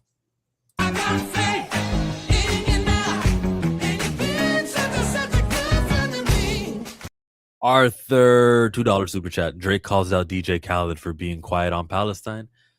Was Drake Is it 12 loud on o'clock Palestine? already? The album ain't out. Maybe that's a prediction. Oh, that's a prediction. Okay, well, That wasn't maybe a on 1 song. a.m. in wherever. He had a timestamp track that leaked yesterday. His thing to LeBron. Drake is so hurt. At the fireplace. The lyrics to whatever song he put about LeBron. Y'all see it? 1 a.m. in Albany. That's what it was called. That was the timestamp. Was it called The Fighting Irish? No. Don't ask me about that Called guy. 1 a.m. in Albany. He switches teams. I should have known you stay switching teams or whatever he said. He shot at LeBron. He shot at Kendrick. He shot at Button, Joe Button. New Joe Biden. Fam, I don't want to hear you talk shit to nobody. Are you still in court? Are you still No. suing? Listen, it's a 1v20. You have to understand these routes got to be took. I'm not taking this shit no more, bro. Play the ass shaking music or I don't want to hear it. Man, play the melodies or take that shit home. You're not about to play cry bully to me. Either be a victim or be a bully. You got to pick a lane. After not like us, but truly for me after Euphoria. He can't. I really don't argue with anybody because you didn't finish it with Kendrick. You gave up. You said this shit was over with in Hard Part 6. You waved the white flag and then you sued. Shut up. Play the melodies or go home, Canada boy. I want his lawsuit to go into discovery. I want it not to be dismissed. I want to see some records, some things we're not supposed to see. So I'm for Drake's lawsuit in that sense. But yeah, suing after a rap battle is stupid. He's attempting to change the fabric of the game because he lost. I don't respect anything. Or he wants Lucian Grange to suffer for all of this, and he does want to expose these Zionists. Nah. Well, if that's the outcome, whether intended or not, I'd be happy with it.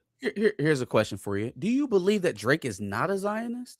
If he's actually ethnically Jewish, like that's still in the question for me, whether or not he is a Orthodox practicing Jewish man.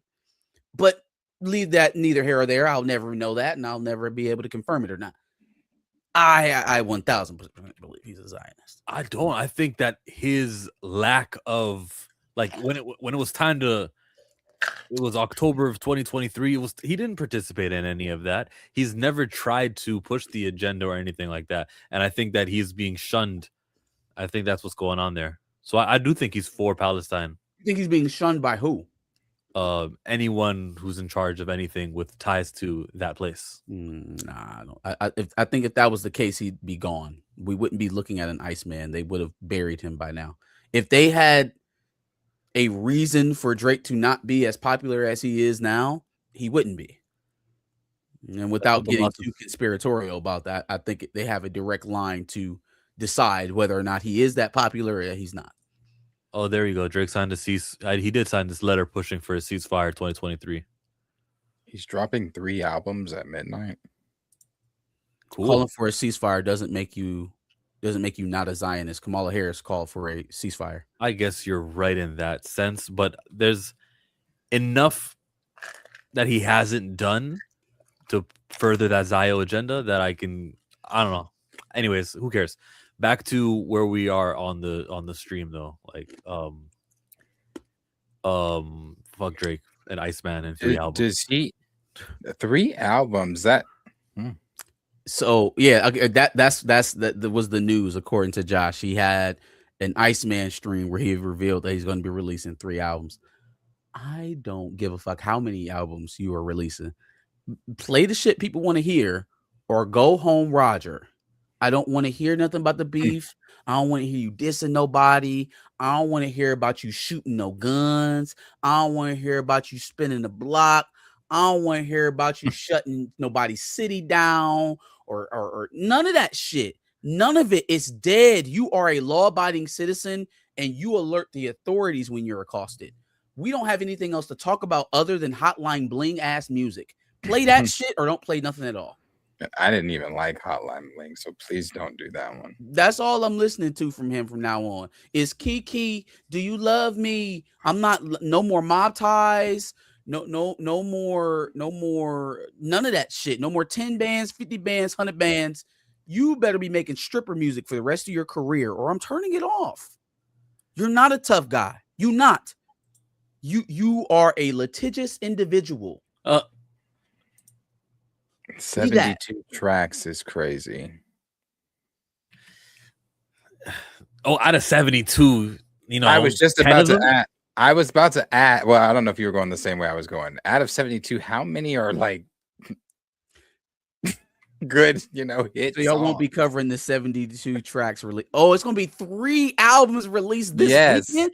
Hey, bro, get the fuck on. At midnight. You think people about to listen? You know one what? is called Iceman. One's called what is this? Habitita. That's not an X-Men. In Maid of Honor. You should have stuck with the mutant theme.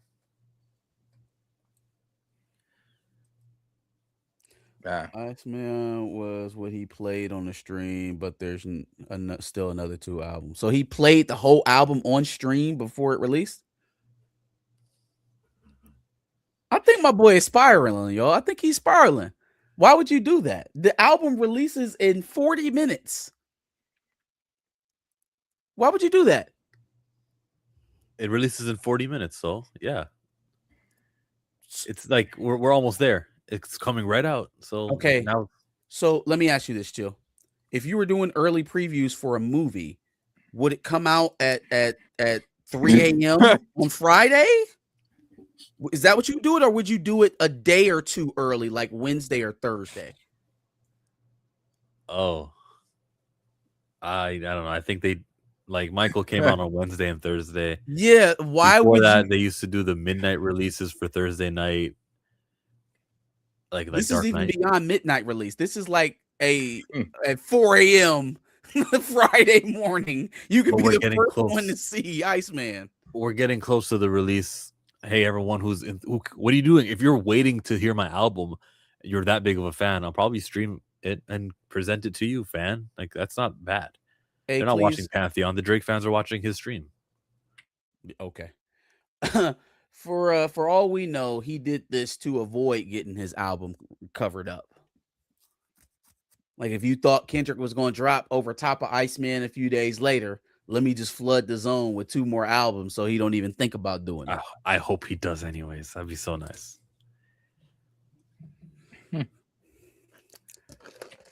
But why? Okay, so 3 albums at once. He's not afraid of them cannibalizing each other?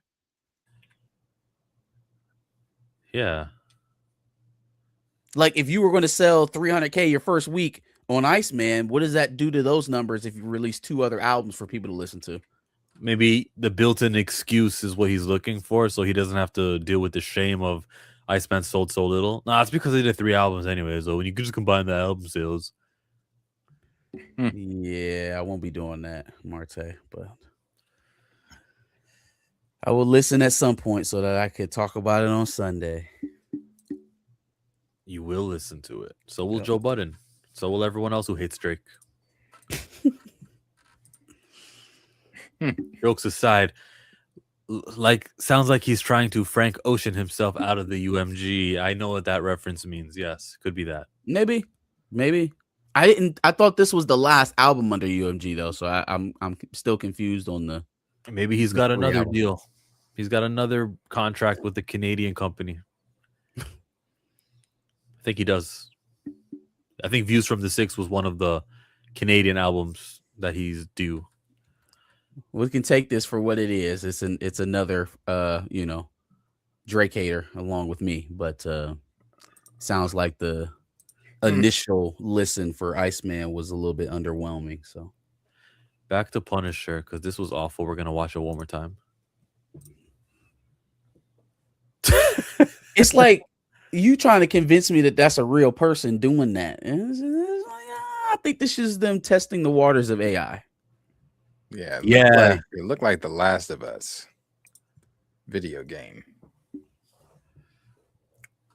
Looked awful. No one will notice. Let's just do AI.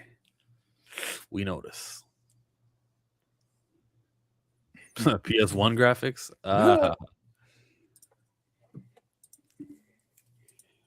Not the best. Not the best. But they got what they wanted from it. So Did people are something talking happen about it. in Vision Land that you care about? No, I mean, they just showed the audience a trailer. Yeah, is there like a Disney Expo going on right now? I They heard They're called talking the about a few upfronts. things.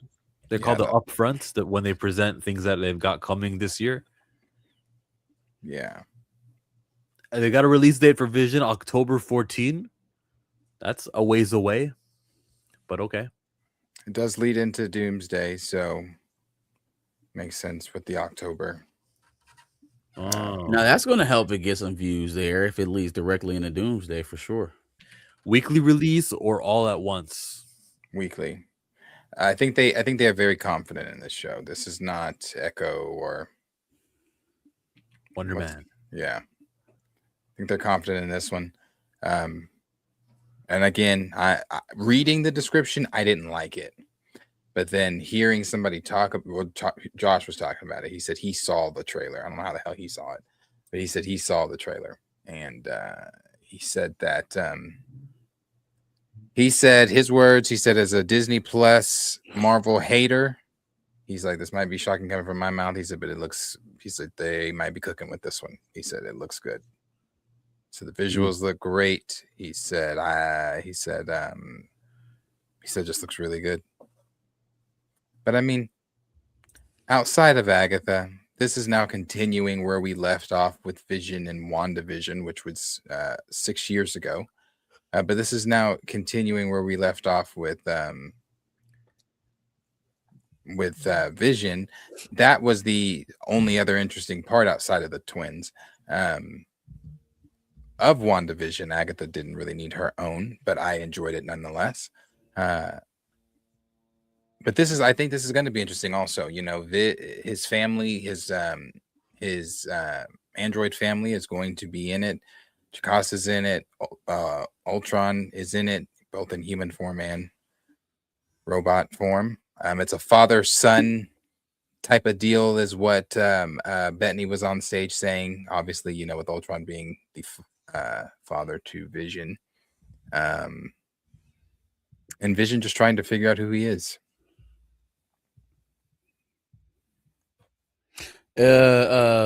Speed supposed to show up in this show? He is in it. I believe Wiccan's going to show up too. At one point, I did believe Wanda was going to show up, but I was talking about it last night. I think it was last time we were talking, but I was like, I kind of stopped and I was like, it kind of didn't make sense in my head when I was thinking about it. If Wanda was to show up and they're still trying to do this whole Children's Crusade botched MCU version, if they're doing that, she would make sense for her to show up, because then they would have been found her at the end of this show. And it's like, oh, okay, well then we don't need it. None of us need to be involved in Doomsday. Let's go home. Damn, man. Even Wanda's imaginary children get more screen time than T'Challa. Like even the made up figment of her imagination gets to be birthed into the world and get more screen time than the King of Wakanda. Woo! Crimes against an IP, man. Crimes against an IP. Yeah, sometimes I think about that and I'm just like, they really didn't. They killed him and they're gonna try to pass off to child, and they got the Shuri thing and they've got all the substitutes and the conversation.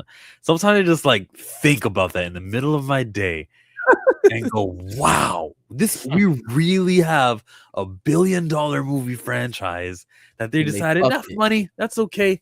Yep. We'll just do the rest. Turn the printer off. We don't need that stuff. We've can't got plenty. We've got plenty. Brave New World will do just fine. He said T'Challa was a DEI cut. I'm about to go hit the head. I gotta use the bathroom. Vision is the lead in the second show, and T'Challa gets replaced by a Haitian toddler. Toussaint is not a toddler. He's grown. That's above toddler. That's past kindergarten. He's old. He's almost old enough to hold the spear. He can fight at the waterfall any day now. Am I way off base for thinking Miles Canton's gonna play Toussaint? Oh yeah, he could just get his friend. Coogler can just hire the guy he worked with already. Why not? He wants to be in Marvel. He wants to be a black hero, just not. It's just not the one he said, but he can't be that other one. So Coogler can throw him a bone. Miles Morales? Yeah, He should audition. for He can sing. He can sing, so he's got that. But well, Miles ain't singing to the villains.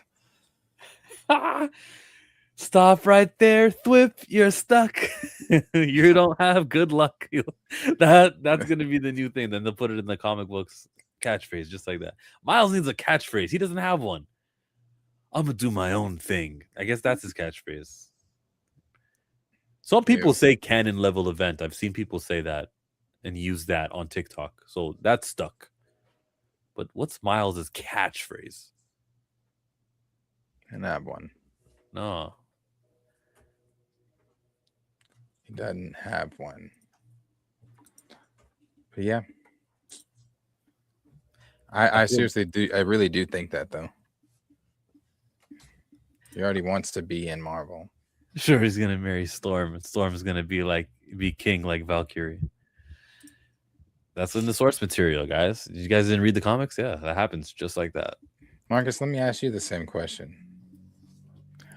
How far off do you think I am for believing that Miles Canton is going to play older Toussaint? And then Damson is paying like another T'Challa, like a variant T'Challa? Or is this taking Damson out of it completely? That's if Damson, if that's assuming T'Challa is in Secret Wars and he gets brought over. But let's say he's not playing T'Challa. He's playing Azuri that's gonna fuck off back to his universe after everything's said and done. And then Miles Canton is T'Challa Jr. I think that would be a disservice to Miles Canton. But if the only reason I say that is because he's already publicly stated he wants to be in Marvel, but he just wants to be Miles Morales, which he can't do that. So Coogler's gonna be like, hey, brother, I can throw you another black bone. Another black bone is crazy. Is that within Coogler's wheelhouse? Absolutely. Absolutely. I don't think it works unless you leave a T'Challa in that universe as well. Like, why wouldn't you? Okay. You didn't introduce Cassie Lang in her suit without her father. No one is looking at a Franklin Richards running around without Reed and Sue. We're not looking at give me some more younglings. What's some more? Speed and Wiccan mean nothing to the MCU without Wanda and Vision. So why wouldn't there be a validation from T'Challa's parent? Why wouldn't there be a signal that, okay, this is a valid version? This is where we're going with this. Or we could make it the blackest thing ever and make them do it without, not even black. Let me take that back. I almost misspoke. The most stereotypical thing ever and make the black IP do it without a parent. Hell, Thor went out and adopted his enemy's fucking baby. And even now, he got somebody to pass on his legacy to. You mean the only one that ain't doing no legacy passing is the unconquered land of Wakanda? I can't even call them that anymore. They got their entire shit drowned and their queen mother murdered. Can't call them unconquered anymore. But or the most intelligent. Yeah, because it never made sense. They can't pass down a legacy, even though they've been doing it for the past 5 centuries, right? Like, okay, all right. Miss me with that. Yeah, at least not in the MCU. You can't call them those things. But is it possible? It's absolutely possible. Absolutely. I think Miles. So the time jump would have to be a little bit more significant. Because now you talking about from like a 7-year-old, or to all the way up to like a 20. Maybe How Miles old Canton is can he? play off like 18, 19, He's 20. 21. I think 18 is about as young as you're going to get with him. You're going to have hard time convincing me he's 16, 15 years old. So he's got to be young adult age, which means we got to make a massive time jump. How tall? No, it is doesn't. he? It doesn't mean you have to make a time jump. You can make time only pass for a Toussaint, but not everyone else. See, that tells me if that's what we're going, that this thing is so convoluted that it could only fail. If you're telling me that we're going to find a way to age up only one person out of the universe and everybody else stays the same, and oh, by the way, we got weird ass grandpa variant Damson Idris T'Challa over here, by the way. Now it's all of that. Don't do homework. It's too complicated for the normie shit. Yeah. You It's know, the hyperbolic vibranium time chamber. It's in the mountains. They'll find Okay. it and boom. yeah, and we just didn't use that on T'Challa for reasons because plot. I think if they do it, it'll be a result of whatever time jump we've already taken in between the last Black Panther and Doomsday. That'll be the aging up of him. So if they can make that work for Miles Canton, cool. Maybe they'll do Interstellar. They'll be next to somewhere with a black hole where lots of years pass. Yeah. Gravity will warp time. That's how they'll do it. You could try to make this shit work however you want to. if Toussaint is the only person aged out of everyone else in his universe, it happened because of plot. It will not make sense, and we will be stretching our disbelief to make it make sense. That's how important it is to ensure the greatest black character in the history of ever can't continue being on screen and must be replaced, and we dilute the word T'Challa by making multiple characters called T'Challa. Is this white supremacy thing goes deep. It's crazy. Kevin Feige is just allowing it. The age up doesn't make any sense because then you either age up his family or he is close to his mom in age, which is dumb. All because you didn't want to postpone the movie to recast. Listen, if you're concerned about the aging up making sense, this is science fiction. They'll make it make sense. There will be the heart-shaped herb. There's going to be the blue herb. And when you take that, it makes you older. They'll find a reason to make it make sense. The fuck is this, Alice in Wonderland? Yeah, Alice in Wonderland. There'll be a mushroom in What kind of shit Wakanda. is that? What in the Through the Looking Glass are we talking about here? Why so convoluted? We don't have to age him up beyond his years. And even if we did, he's not the most viable character. There's only one way this thing is successful going forward. Anything else is a failure. Anything else is a failure. It will continue to slide below what you made the last time. If you run it back out there with some heavily plot assisted storyline with the character that nobody is clamoring for. Like, keep telling me about how it was written into Wakanda Forever and they got to finish that storyline. Nobody's looking for that. They're looking for that the same way that they're searching for who the random buyer was in Ant-Man 2 that was looking for the Pym particle. Nobody's searching for it anymore. That was a storyline too, and it's yet to be followed up on because nobody gives a shit. Kevin Feige's watching the stream right now going, oh, yeah, okay. Brad, solve that in the next special you got. Go. Like, let's stop cramming down what we want to show the audience and maybe find out what they want to see. Some audience members are accepting of the T'Challa. Don't forget that. Sure.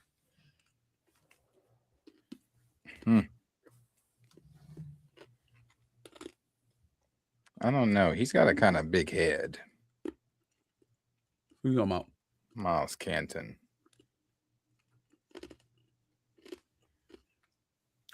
Are you talking about his attitude or he literally has a big head? Oh, no. Like he lit the size of it. No, JD McDonough? It's round. Hey, JD McDonough's head is ridiculous. Sometimes I think somebody transplanted it onto a new body. I'm clipping you saying that. No, please don't. Pause. Pause. It took him a second. That was funny. I don't see Canton as Morales either. Whoever Miles Morales is in preschool right now. Like, they're not gonna do that character for a while. Because Amy Pascal. Why would you Yeah. be pumping your brakes on Miles? Like, oh, we're gonna do it right. Doing it right means get him in the live action before DC gets Static Shock. Ooh, that's the race. See, That's how the you feel. race. You know what? You got to tell Kevin Feige that James Gunn cares about Static. And he's gonna say, okay. Or before Marvel pulls their head out of their ass and reboot the Black Panther franchise with an adult T'Challa, and both of those characters end up being little brother figures. Before somebody figures it out that a black male, alpha male character in one of these franchises is going to sell and going to sell mightily well, why not be the first? You know?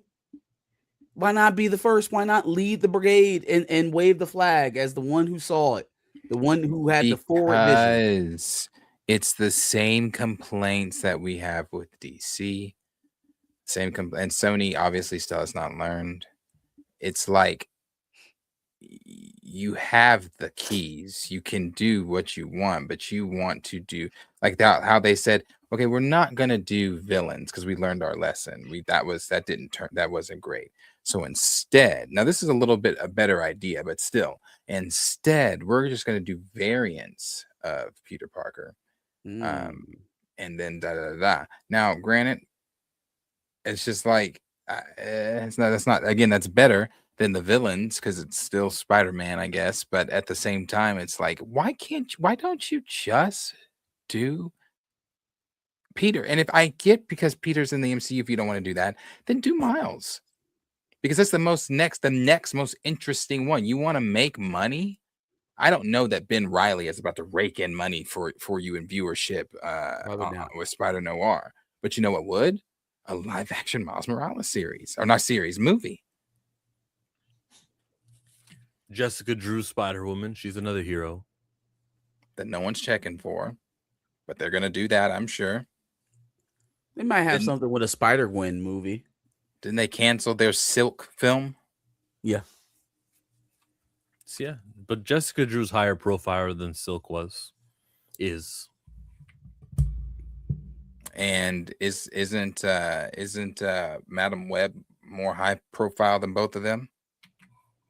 I put Spider-Woman above Madam Web. You're right, I would too. So it's terrible. That did Spider Noir, that's one. So maybe this will reveal if there's an audience for alternate Peter Parker. We'll see. Because they did get asked the question, is Peter Parker in it? And they said no. Why do they tell people that? Like, bro, just let them find out in the I don't know. Maybe this is a Spider-Man content. Like, what a weird world we live in. There's so much superhero content that's put out, but me, the continuity guy, I'm not being served at all. We live in a weird time where it's like people these creators now want to do the franchise, but not do the main character. Like, I know in the new Scooby-Doo Netflix show, Scooby's in it, but you didn't put him on the poster. And that really bugged me. It's just those damn kids. And Mystery Inc. is not interesting without Scooby. We wouldn't have watched. I'm like, why? They put his paw like, ooh, it's Scooby-Doo. Like, yes, we know. Yes. I know he's there. God, that's so fucking annoying. That's so fucking annoying. I know he's there. Of course, it's Scooby-Doo. Just put him on the fucking poster. Hey, breaking this news just in. Mercedes Cosca Reeves was seen at the red carpet for The Mandalorian and Grogu. She might have a little cameo and scene. Who is this? She was a Mandalorian character. Oh, she was that girl that fought with Boba. Mercedes Monet. You remember the tornado DDT? Did you know the DDT stands for Damien's Dinner Time? Yeah. What? Jake the Snake Roberts invented it when he was trying to do a suplex, but he botched it. But driving someone's head to the mat looked good. So she did a tornado DDT where she ran up the wall with one of her feet and then put him through the table. What the fuck? That happened in the Book of Boba Fett? Hey, Boba. The season 2 finale. and it was Boba, or that was Mando season 2.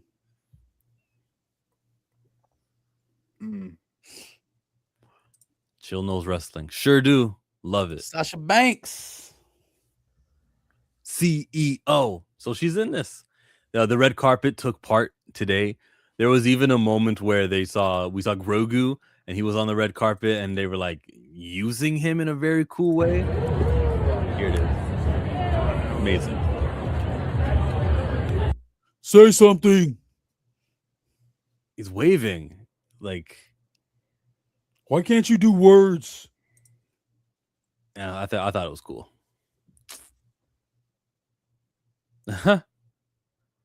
Ooh, Bianca Belair or Mercedes? I'd have to go Bianca. Not by much, though. Not by much. Okay. Premiere was today.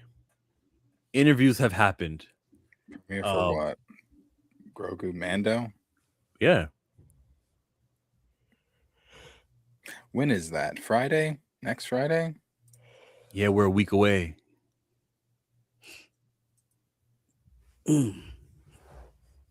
Interesting.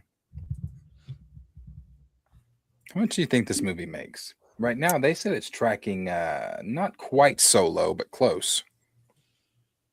Oh, Solo, the Star Wars story? Mm-hmm. What was that, 430? Yeah, I think it does like more than that. 400. I always said it would do more than 500. It would do 500. Today, I'm feeling more than 500. I'll go to 6. Oh, 300 million tops is abundance. What was the budget, though? 150? I don't remember. It wasn't much. Because that will tell how much they're going to put into marketing.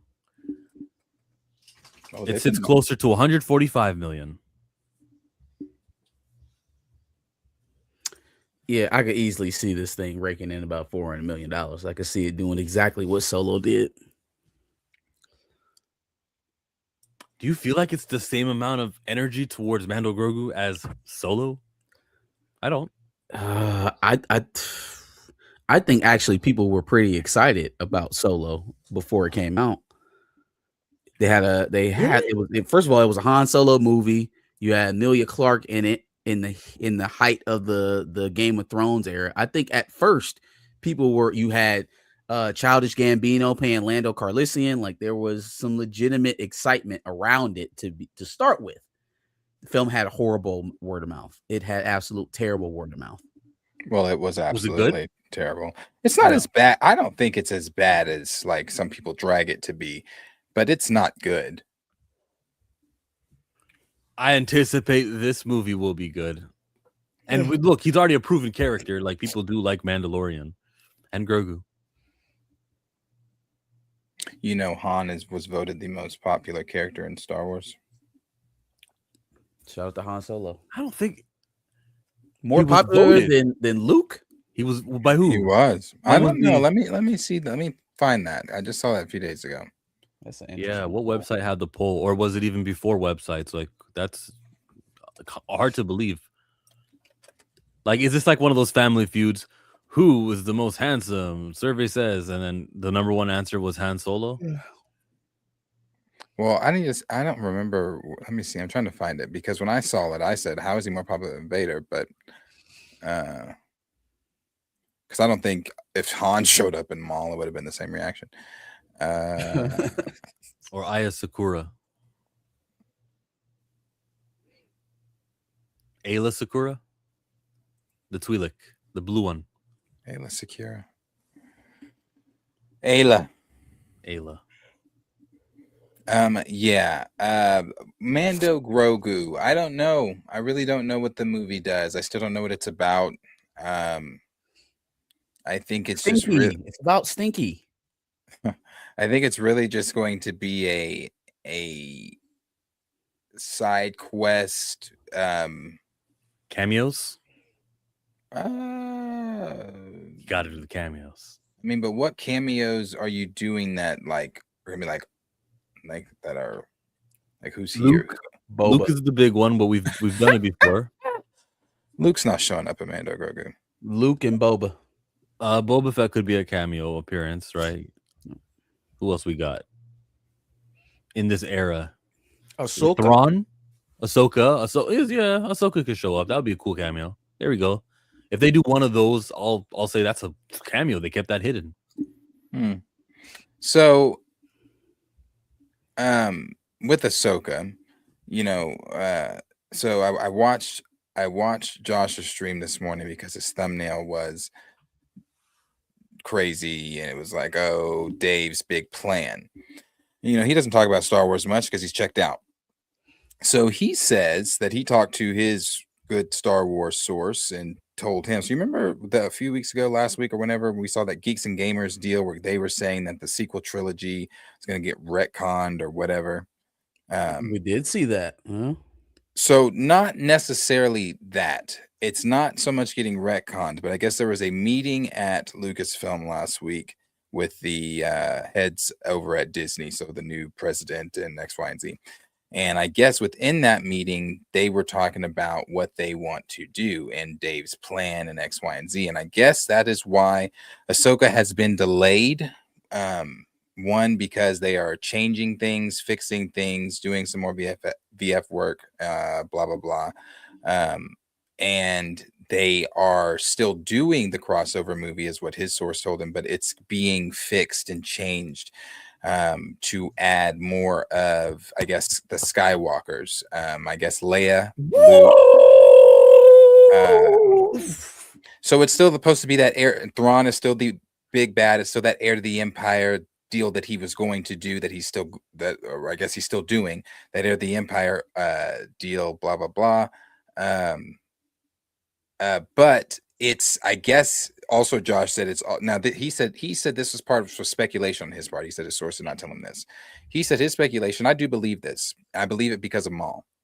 Maul is also Dave's way of showing and putting in Dave's work where he was promised before he signed in 2015, and they said, "Psych! Now we're going to create a whole different character, whole new universe, and blah blah blah, and it's going to suck ass."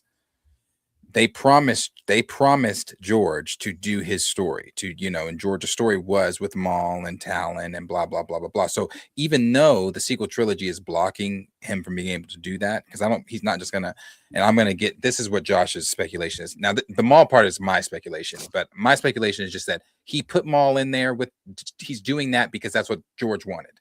And now that he has control, he's able to put things in that George wanted in Star Wars that he never got when he signed over to Disney, blah, blah, blah. So Josh's speculation is that he said that although whispers out there saying that they're not talking about Mara Jade, he's heard from his source, he said that, and he believes his source over blah, blah, blah, that they are talking Mara Jade. Mara Jade in season 2 of Ahsoka? I don't know about season 2 of Ahsoka, but they were trying to get Mara Jade in here because they want to establish real Skywalkers, that Rey is not the last Skywalker and she is not. Did you see that atrocious quote that she gave? Yes, I did. About why she called herself Rey Skywalker at the end of the movie. Oh my God. No, like, y'all can go find it if you want to. I'm not even going to repeat it. But what she did not say was because he wanted me to. Because he told me to. Because he gave me permission. I had to continue to fight and finish what he started, to stop Palpatine from rising again, and to proudly wear my master's name while doing so in honor of his life and his sacrifice. Luke Skywalker may be gone from this plane, just like all the Jedi who came before him, but he will live forever, because in the end, I am all the Jedi, and maybe we all are. When she said my master, I thought she was talking about Leia, because she spent way more years with her training than the 4 days with Luke. I didn't like that last part. I am all the Jedi. Maybe I am all the Jedi. What? Who told you that? Did somebody say that to you? What do you mean? Maybe we all are. No, we're not just handing out Jedis like you get one and you get one. Look under your chair. You have the Force. Namesakes. We're not handing that out either. You are a Palpatine. You are Rey Palpatine. She is. Like, okay, lineage-wise, she's not a Skywalker, yes, and she's a Palpatine lineage-wise. But if she wants to, like, okay, I don't want to wear that name, let's not call her Rey Palpatine. Let's call her Rey. We'll still call her Rey. Rey from Jakku. Just Ray. You are Ray Sidious. Go by your name. Just Ray. Or just go away. But yeah, so Dave may be trying to fix some things. I don't really know what that means for the sequel trilogy or whatever. Yeah, because he's still doing the thing with Simon Kinberg. 10, 11, 12 is supposed to be getting done. She'll show up in those, right? Like, for continuity's sake, doesn't she have to be in 10, 11, 12? She's if we are to believe what we have heard, she is at the end of Starfighter. She is what they are trying to get to. Yeah, but that movie's already been shot, and that's for the Kathleen Kennedy era. That's like, we can't do nothing there unless they do another delay, just like they're doing with Ahsoka, and that'd be crazy. Well, they were already talking about they were changing something about it. That was the first part of this whole rumor train, was that they were changing something about the ending of Starfighter. Damn, we really have to wait a full year to see the fruits of that, and a full year for early 2027 to watch Ahsoka to see the fruits. It's just gonna be her coming out of some damn hut, looking like all the Jedi, and what color lightsaber? It's all the colors. I'm every Jedi. And she's gonna be like, finally, I felt you guys coming to me. I was wondering if you'd find it, but you found me. Let's begin his training. And then his training. No, she has the ancient Jedi text, so she can like return to the manual and she can be useful. She can. I don't think she's scrapped like worst character ever. Like, I think that I don't know, man. I don't want to look, and I don't want to see her. I'd love if we just ignore. I'd love if she puts the lightsaber into the dirt. We don't have to visit her or Finn or any of the anything sequels. I would love that. But she's also, you can find a way, to use her. I wouldn't though. I wouldn't want to. Just make her like Kahadi Mundi, and she can just be back there. She can just talk when they need her to say wisdom-filled things. What about the droid attack on the Wookiees? I think Ahsoka is right there, and she can fulfill whatever you want. Because Ahsoka is a Togruta. They live really long. In the time that Rey is alive and doing her thing in those movies, Ahsoka can still be alive in her 80s. Rey grew up on Jakku, so she got sand in her lungs. She gonna die early. Yeah. She can take it out early. I will say that the breadcrumbs around all of this seem to certainly suggest that Dave is trying to maybe not clean house, but reorganize around a new narrative. Yeah. How successful will he be on that track? And then also, how does this run in unison with what we've been hearing earlier about Mandu and Grogu being the measuring stick by which Dave's future projects get measured? Like, did he do this preemptively as to not allow the performance of Mandu and Grogu to determine where he goes forward? Was that bullshit all along? There's a lot to read into that, thinking what we were thinking before, which is, all right, well, if Mando Grogu doesn't come along, then this shit is canceled anyways. And he gets ahead of it and just axes it to rework it anyways before the movie even comes out. So it's kind of interesting to think about. I think, though, ultimately, Mando and Grogu can't be the determining factor because it's not the driving force of the narrative. The two driving forces of the narrative are Rey and Ahsoka. Right? Rey, because she's already established. Ahsoka, because that's what they're trying to get to, is an Ahsoka-driven arc. Filoni. So, I don't think, like y'all said, we won't know until one of them ends up on the screen. What a great time. Sorry, Josh's source did say something that I didn't understand, and he definitely didn't elaborate on it. He was just too busy saying how that's so cool, and I didn't like it. Something about Anakin coming back to life. And I said, excuse me? Coming back to life. Yeah, I was like, excuse me. He was like, oh yeah, we don't know what form, like what type of form he's gonna be in, with him. I'm like, brother, stop. I don't like that. I do not. Now I don't know and he could have gotten it mixed up coming back. I don't know. I like just him as the Force Ghost right now, tagging along, popping up every now and then. That's fine with me. Him having a physical form and back. Because why would you stop there? Why wouldn't we bring back Leia? Why wouldn't we bring back because Vader Qui-Gon? Why wouldn't Vader we bring had back the Obi-Wan? means to clone himself. Leia didn't clone herself. She wouldn't want to. Her morals would not allow it. So they're going to bring back a clone? Yeah. No, they better not do shit. Just leave Anakin alone. You got him back as the Force goes. He's presumably the father. Stop there. I'll take a clone. I won't. Vader makes one God, clone. No. It's in a test tube. No. Yeah. No. I'm already afraid the World Between Worlds might get used as like, Marvel's type shit. Kang's time travel. No. They need that now more than ever. Because That's right. That's what I mean. They need it. If those 3 movies didn't happen, maybe I'd be with you. But anything for the future of Star Wars, I'll take it. It's their only chance of spinning that shit off. It makes it so that they don't have to completely murder it or ignore it.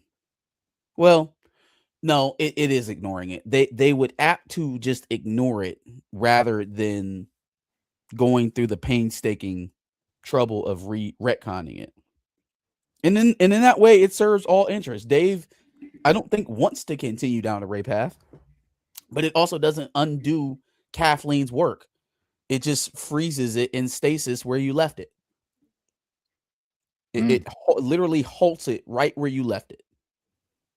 And so I don't have to destroy it. I don't have to discredit it. I don't even really have to make it leave. It can stay right where you left it forever. Well, the movie's coming out next week, and the internet people, content creators, are getting word that things are going to change for the better. Perfect timing. It's intentional. Another W for the messaging coming out of Dave Filoni's Star Wars. This is like the 3rd or 4th time I noticed something that he's killing it with his messaging and getting on top of controlling internet narratives. Yeah. We'll see what happens. Right now, not too bad. We'll see. Got to get past Mando Grogu. But yeah, we'll see. Yeah. No super chats. What's next? Michael Jackson, 600 million. Whoa!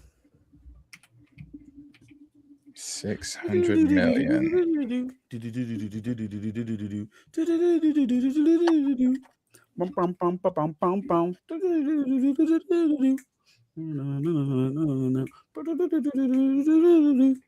That's 611 million now. Domestically, 253 million. Internationally, 358 million.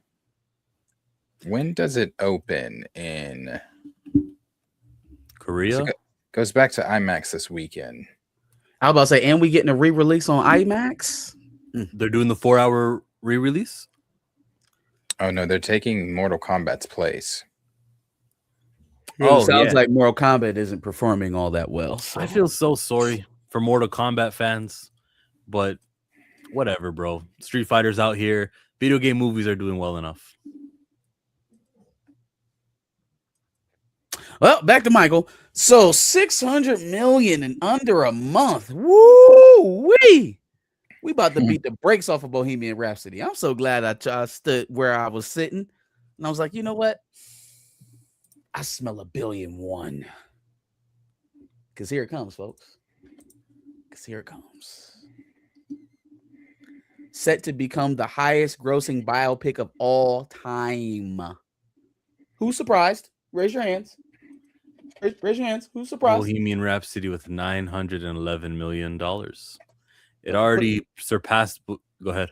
No, I was just going to say, put us up on the. Oh, no. Now that we're back. Raise your hands if you were surprised. Anyone surprised? Surprised of what? Chill, this is your time to raise your hand. Surprised of what? This is your time to raise. Just raise your hand. Surprised of what? That it's doing this well? I am surprised it's doing this well. I'm pleased. Yeah. That's what I said. Raise your hand. Oh, it released in South Korea yesterday. There we go.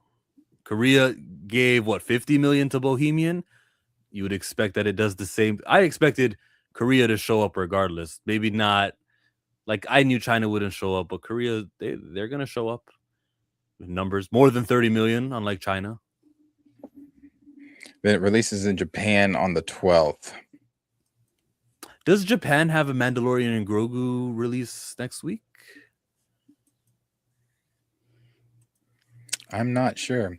But these Michael numbers are crazy for those that didn't know Michael. But I'm surprised with how well it did internationally. I knew wasn't going to do Bohemian, but the percentages are pretty good. He's barrier breaking, like you said, Darius. Doing a great job. Even if it doesn't cross the billion, this is amazing stuff, chipping away at standards like Wakanda Forever's international, Black Panther 1's international splits, Brave New World splits, just any black movie in general. What the Bad Boys were able to do. This is like, what was it? 55% international? And that's only going to get larger considering Japan and Korea. Oh, we crossing that, Billy. Right there, 58%. That's crossing that, Billy. I hope it does, but even if it doesn't, there's a victory to be had here. We got at least 500 million more. At least. Yeah, it's because last Thursday when we talked, it was at 443 million, I believe. Yeah, it's doing great. And not only that, it's the stuff outside the theaters as well. I mean, he's top of the charts, top streaming. It's a Michael resurgence. And the only thing that I said I've really hated is I just, when he died, the tabloids were still wacko jacko before he died. If only this reception could have been given to Mike, you could have seen this. Is Oppenheimer a biopic? It is. They did. They have it in the category of biopic. They say Passion of the Christ is a biopic too. Well, Passion of the Christ is about Jesus. Oppenheimer is about about more than Oppenheimer. It's about more than Oppenheimer. Like if we were just telling a story about the doctor, but without the bomb, I don't think anybody would be showing up. It's the circumstances. It's Nagasaki, Hiroshima. It's all of that. Arthur, you change that number every week because last week, or I may not have been last week, it may have been when I was streaming on Monday. I think you said 8 something. First you said 725, and as you can see, it's creeping up on that 7. So you got scared and moved it to 8, and now today it's 9:15. Yeah, I was about to say, wasn't it 7:15 before or something like that? You done came up $200 million. If you said a number and you've been standing 10 toes down in the lack of ability of Michael Jackson, I want you to stay there. Don't move your goalpost. Don't switch it up and say a different number. I want you to stay at that number you said. No. My man said about 9:15. It's gonna come up about 75 million short. He said I adjusted to new information. You don't get to adjust to new information. I'm sorry you adjusted because you found out who Michael was. Nah. A 715 to just barely missing a Billy is quite an adjustment. It's quite an adjustment. Chill real quiet too. I'm very glad this movie is succeeding. I hope it continues a low decline week to week. I want Michael Jackson to gross all the money in the world that it can make, and it's gonna get a sequel. And this was a success, and this is great stuff. An all-black cast with scenes where Michael is speaking to the executive like, "I'm proud, I'm black, I want to be on MTV. Hey, I'm gonna use my leverage now to get this to happen." I love you. Amazing. I love you, and I love that you keep bringing that scene up every time that you talk about Michael. But the only person that was shocked by that scene, I think, was you. That is who Michael was. We all know that. I'm not trying to tell you that I'm shocked that Michael Jackson was pro-black. I know I'm trying to say that it's you're saying important. it's important for other countries to see, but other countries, Michael Jackson was a real person. It's not a fictional character. He actually lived. This is who he was in real life. So we already knew that about Mike. And I'm This is glad that a this movie is like new this, information to you. I'm glad that a movie like this is being seen. It's not new information to me that Michael Jackson stood on business. Well, it's new information to you that he's a billion-dollar biopic. I More hope than likely I about hope to be a billion-dollar I would biopic. love for it to be $1 billion, but even if it's 999, I'm still going to say this is a great outing. Yeah, no, that's great. I'm glad you're saying that, and that's fine that you're saying that it's a great outing. But however, we are not going to skip over, and I'm not going to even go hard yet because it hasn't hit that billion. However, that's fine, Jill, that you keep now saying that it's, even if you said it then, that I want it, it's great, I want it to do good, whatever. You still are missing. I think it's going over your head, or you're fundamentally just blocking because you don't want to face it. You doubted Michael. That's all that's what I keep doubted going the to. film. I doubted the film. No, not just the film. You doubted Michael. Okay. Fuck the film. You doubted Michael.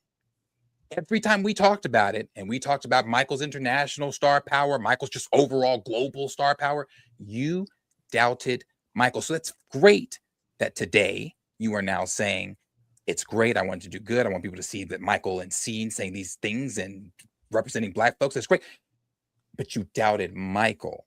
Don't move the goalpost and cheer for, that's great, cheer for the film, but you still doubted Michael. And by doubting Michael, you doubted that billion. I consistently gave Michael all the flowers. Did I not just say you gave him flowers, but you still doubted Michael? I'm gonna tell you what I doubted.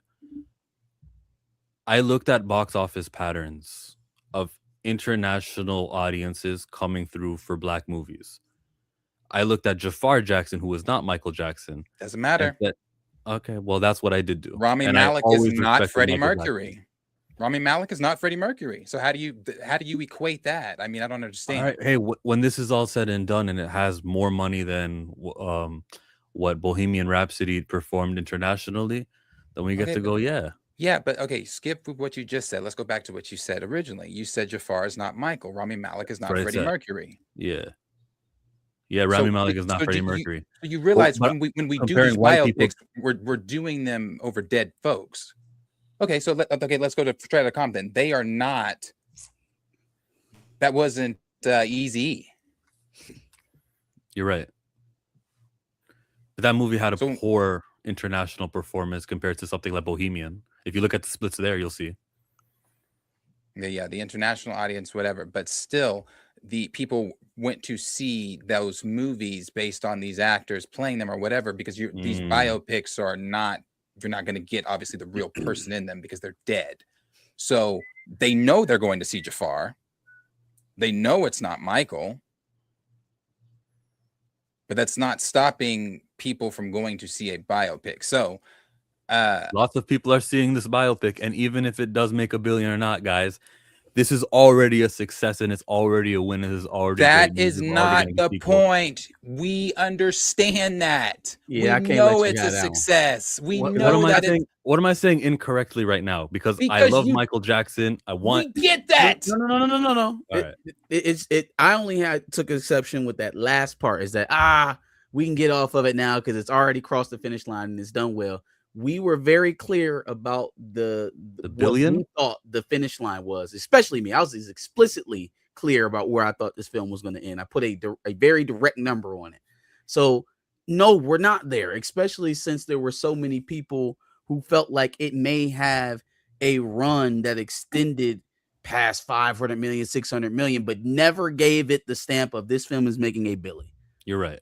Right. So we're going to ride that all the way into that finish line. I'm a ride.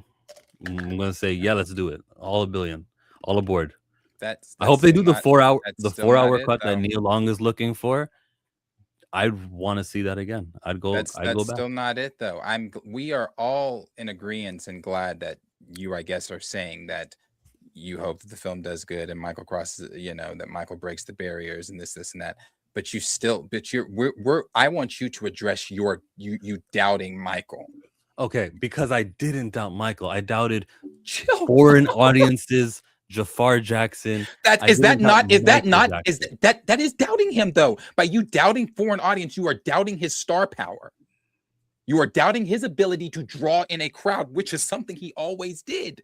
So I'm trying to ask you again, it's not you doubted the billion. By doubting the billion, you doubted Michael. And we had conversations about it where you would take it to the splits and take it international. I stayed on what I have been on. I have been on the billion. I have been on this. I've been on the billion. I've been on you doubting Michael. Is the billion the hill you will die on?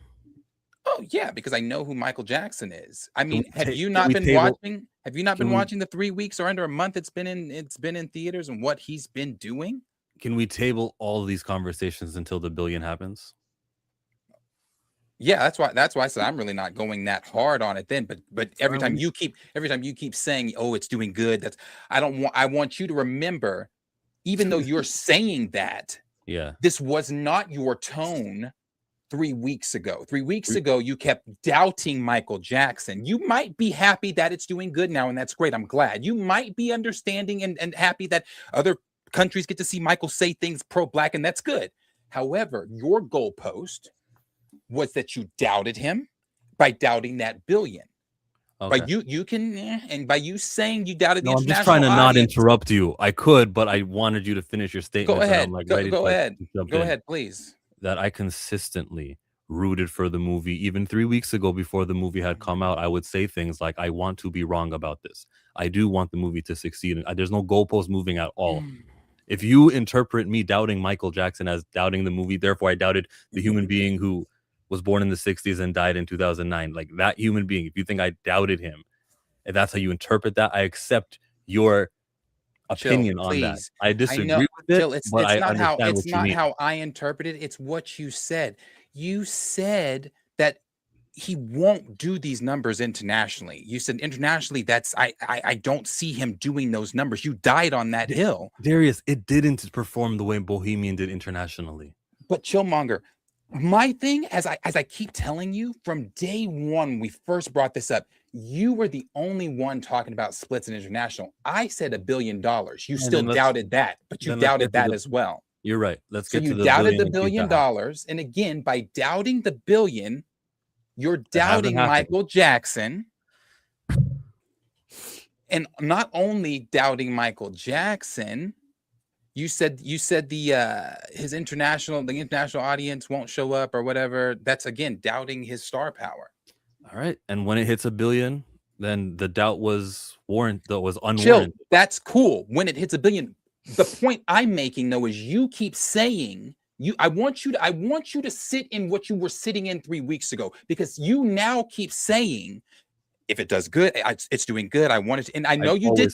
I know you did say that. You've always said that, but you still, in saying that, you were still doubting Michael, saying it's not going to hit $1 billion. Michael's da da da da da da. So I don't want you to now just be like, oh yeah, Michael. I want you to sit in that doubt that you sat in before you started seeing the train do what it's doing. I hear you. Even if I disagree with your assessment of what I was saying was doubting Michael, I hear what you're trying to say, even though I disagree. Thank you for your opinion, Darius. And you can disagree, that's fine, but I just don't want you to play this game of Michael Jackson when that wasn't your game a few weeks ago. It just wasn't. Man in the mirror. So, how many times did you get to see it? Man in the mirror. I've seen it 3 times. Come on. Man in the Marcus, mirror. You got to see it, right? Not yet? No. You still haven't seen it yet. It's been a very busy few weeks, guys. That's okay. You know what happens. It's going back to IMAX for you, so you can check it out. I want to try and see it on the X screen at Marcus Regal. Screen X with the thing on the wall? It's dope. I saw Mario Galaxy there. It's awesome. I think for the animated movie, you could do more but with a live action Definitely. movie.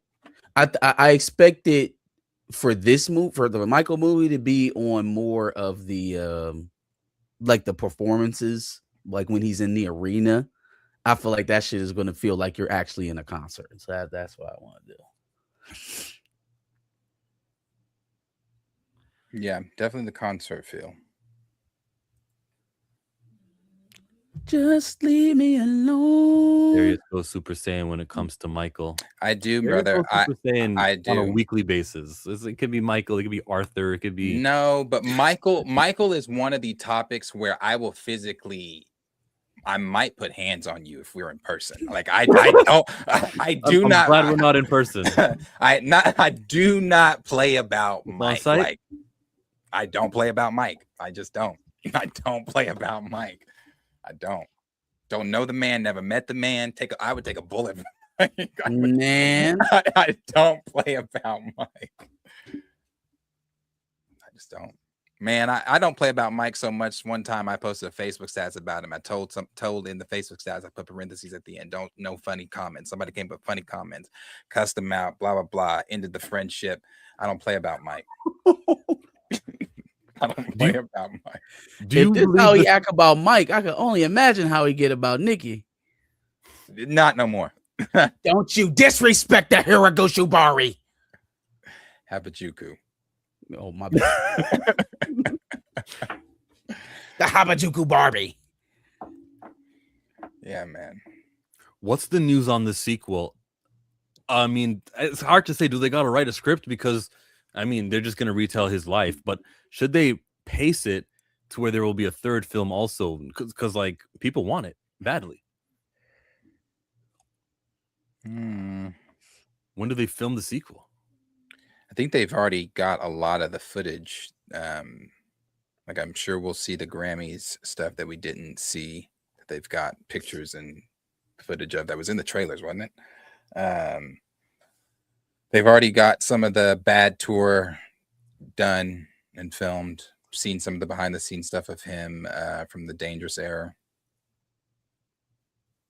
Because they did like a 4-year time jump, right, to Bad at the very end. Right? Was it a 4-year jump? The last song? I forget where he was before Bad. Victory Tour happened before. Oh yeah, the Victory Tour. So that would have been, when was Live Aid? 1983. And when was the Victory Tour? 84. What year was that? 4? No, because Live Aid was 1983, wasn't it? Victory Tour, Michael Jackson. It ended December 9, 84. Fake Michael fan.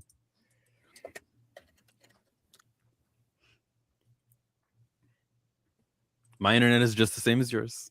No, I was looking up Live Aid. I wasn't looking up that. Yeah. And then at the end of the movie, when he was performing in London, it was in 88. So the question is, did they have footage in between the Victory Tour and Bad, the performance at the ending? And they just like took it all out? Like, what was going on there? He was working on Live Aid was 85. Was it? Anyway, he's working on Bad, or he's working on the album. That's why I said was it, because Michael was supposed to be at Live Aid. But the reason he wasn't was because he was working on Bad.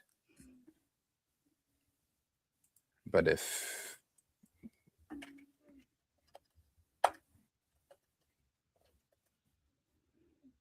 that's right, 1985.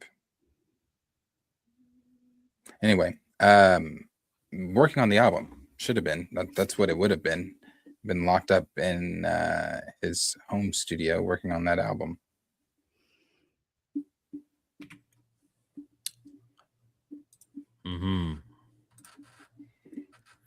Thank you, Mike. July 13th, 1985. They got to show Captain EO. What's Captain EO? It's a movie. I think there's a lot they're not going to show, though. I really doubt we even get Captain EO. There's a lot in this era we didn't get, so man, please don't prime me for this. Maybe you can play the first song. It'll put you right to bed. Iceman was gonna be a chore enough. 3 albums in a weekend. Like, fam, who do you think you are? 72 tracks? Who are you, Chris Brown? That didn't go so good for him. Who do you think you are? Who has it worked well for that have many songs released all at once? Right?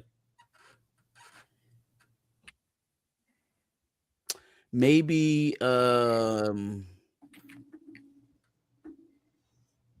Beautiful Dark Twisted Fantasy was like 20 tracks. It was like 20 something tracks. Okay. But that's a long ass time ago though. That was like 2010. Yeah, and Kanye was on fire. Yeah.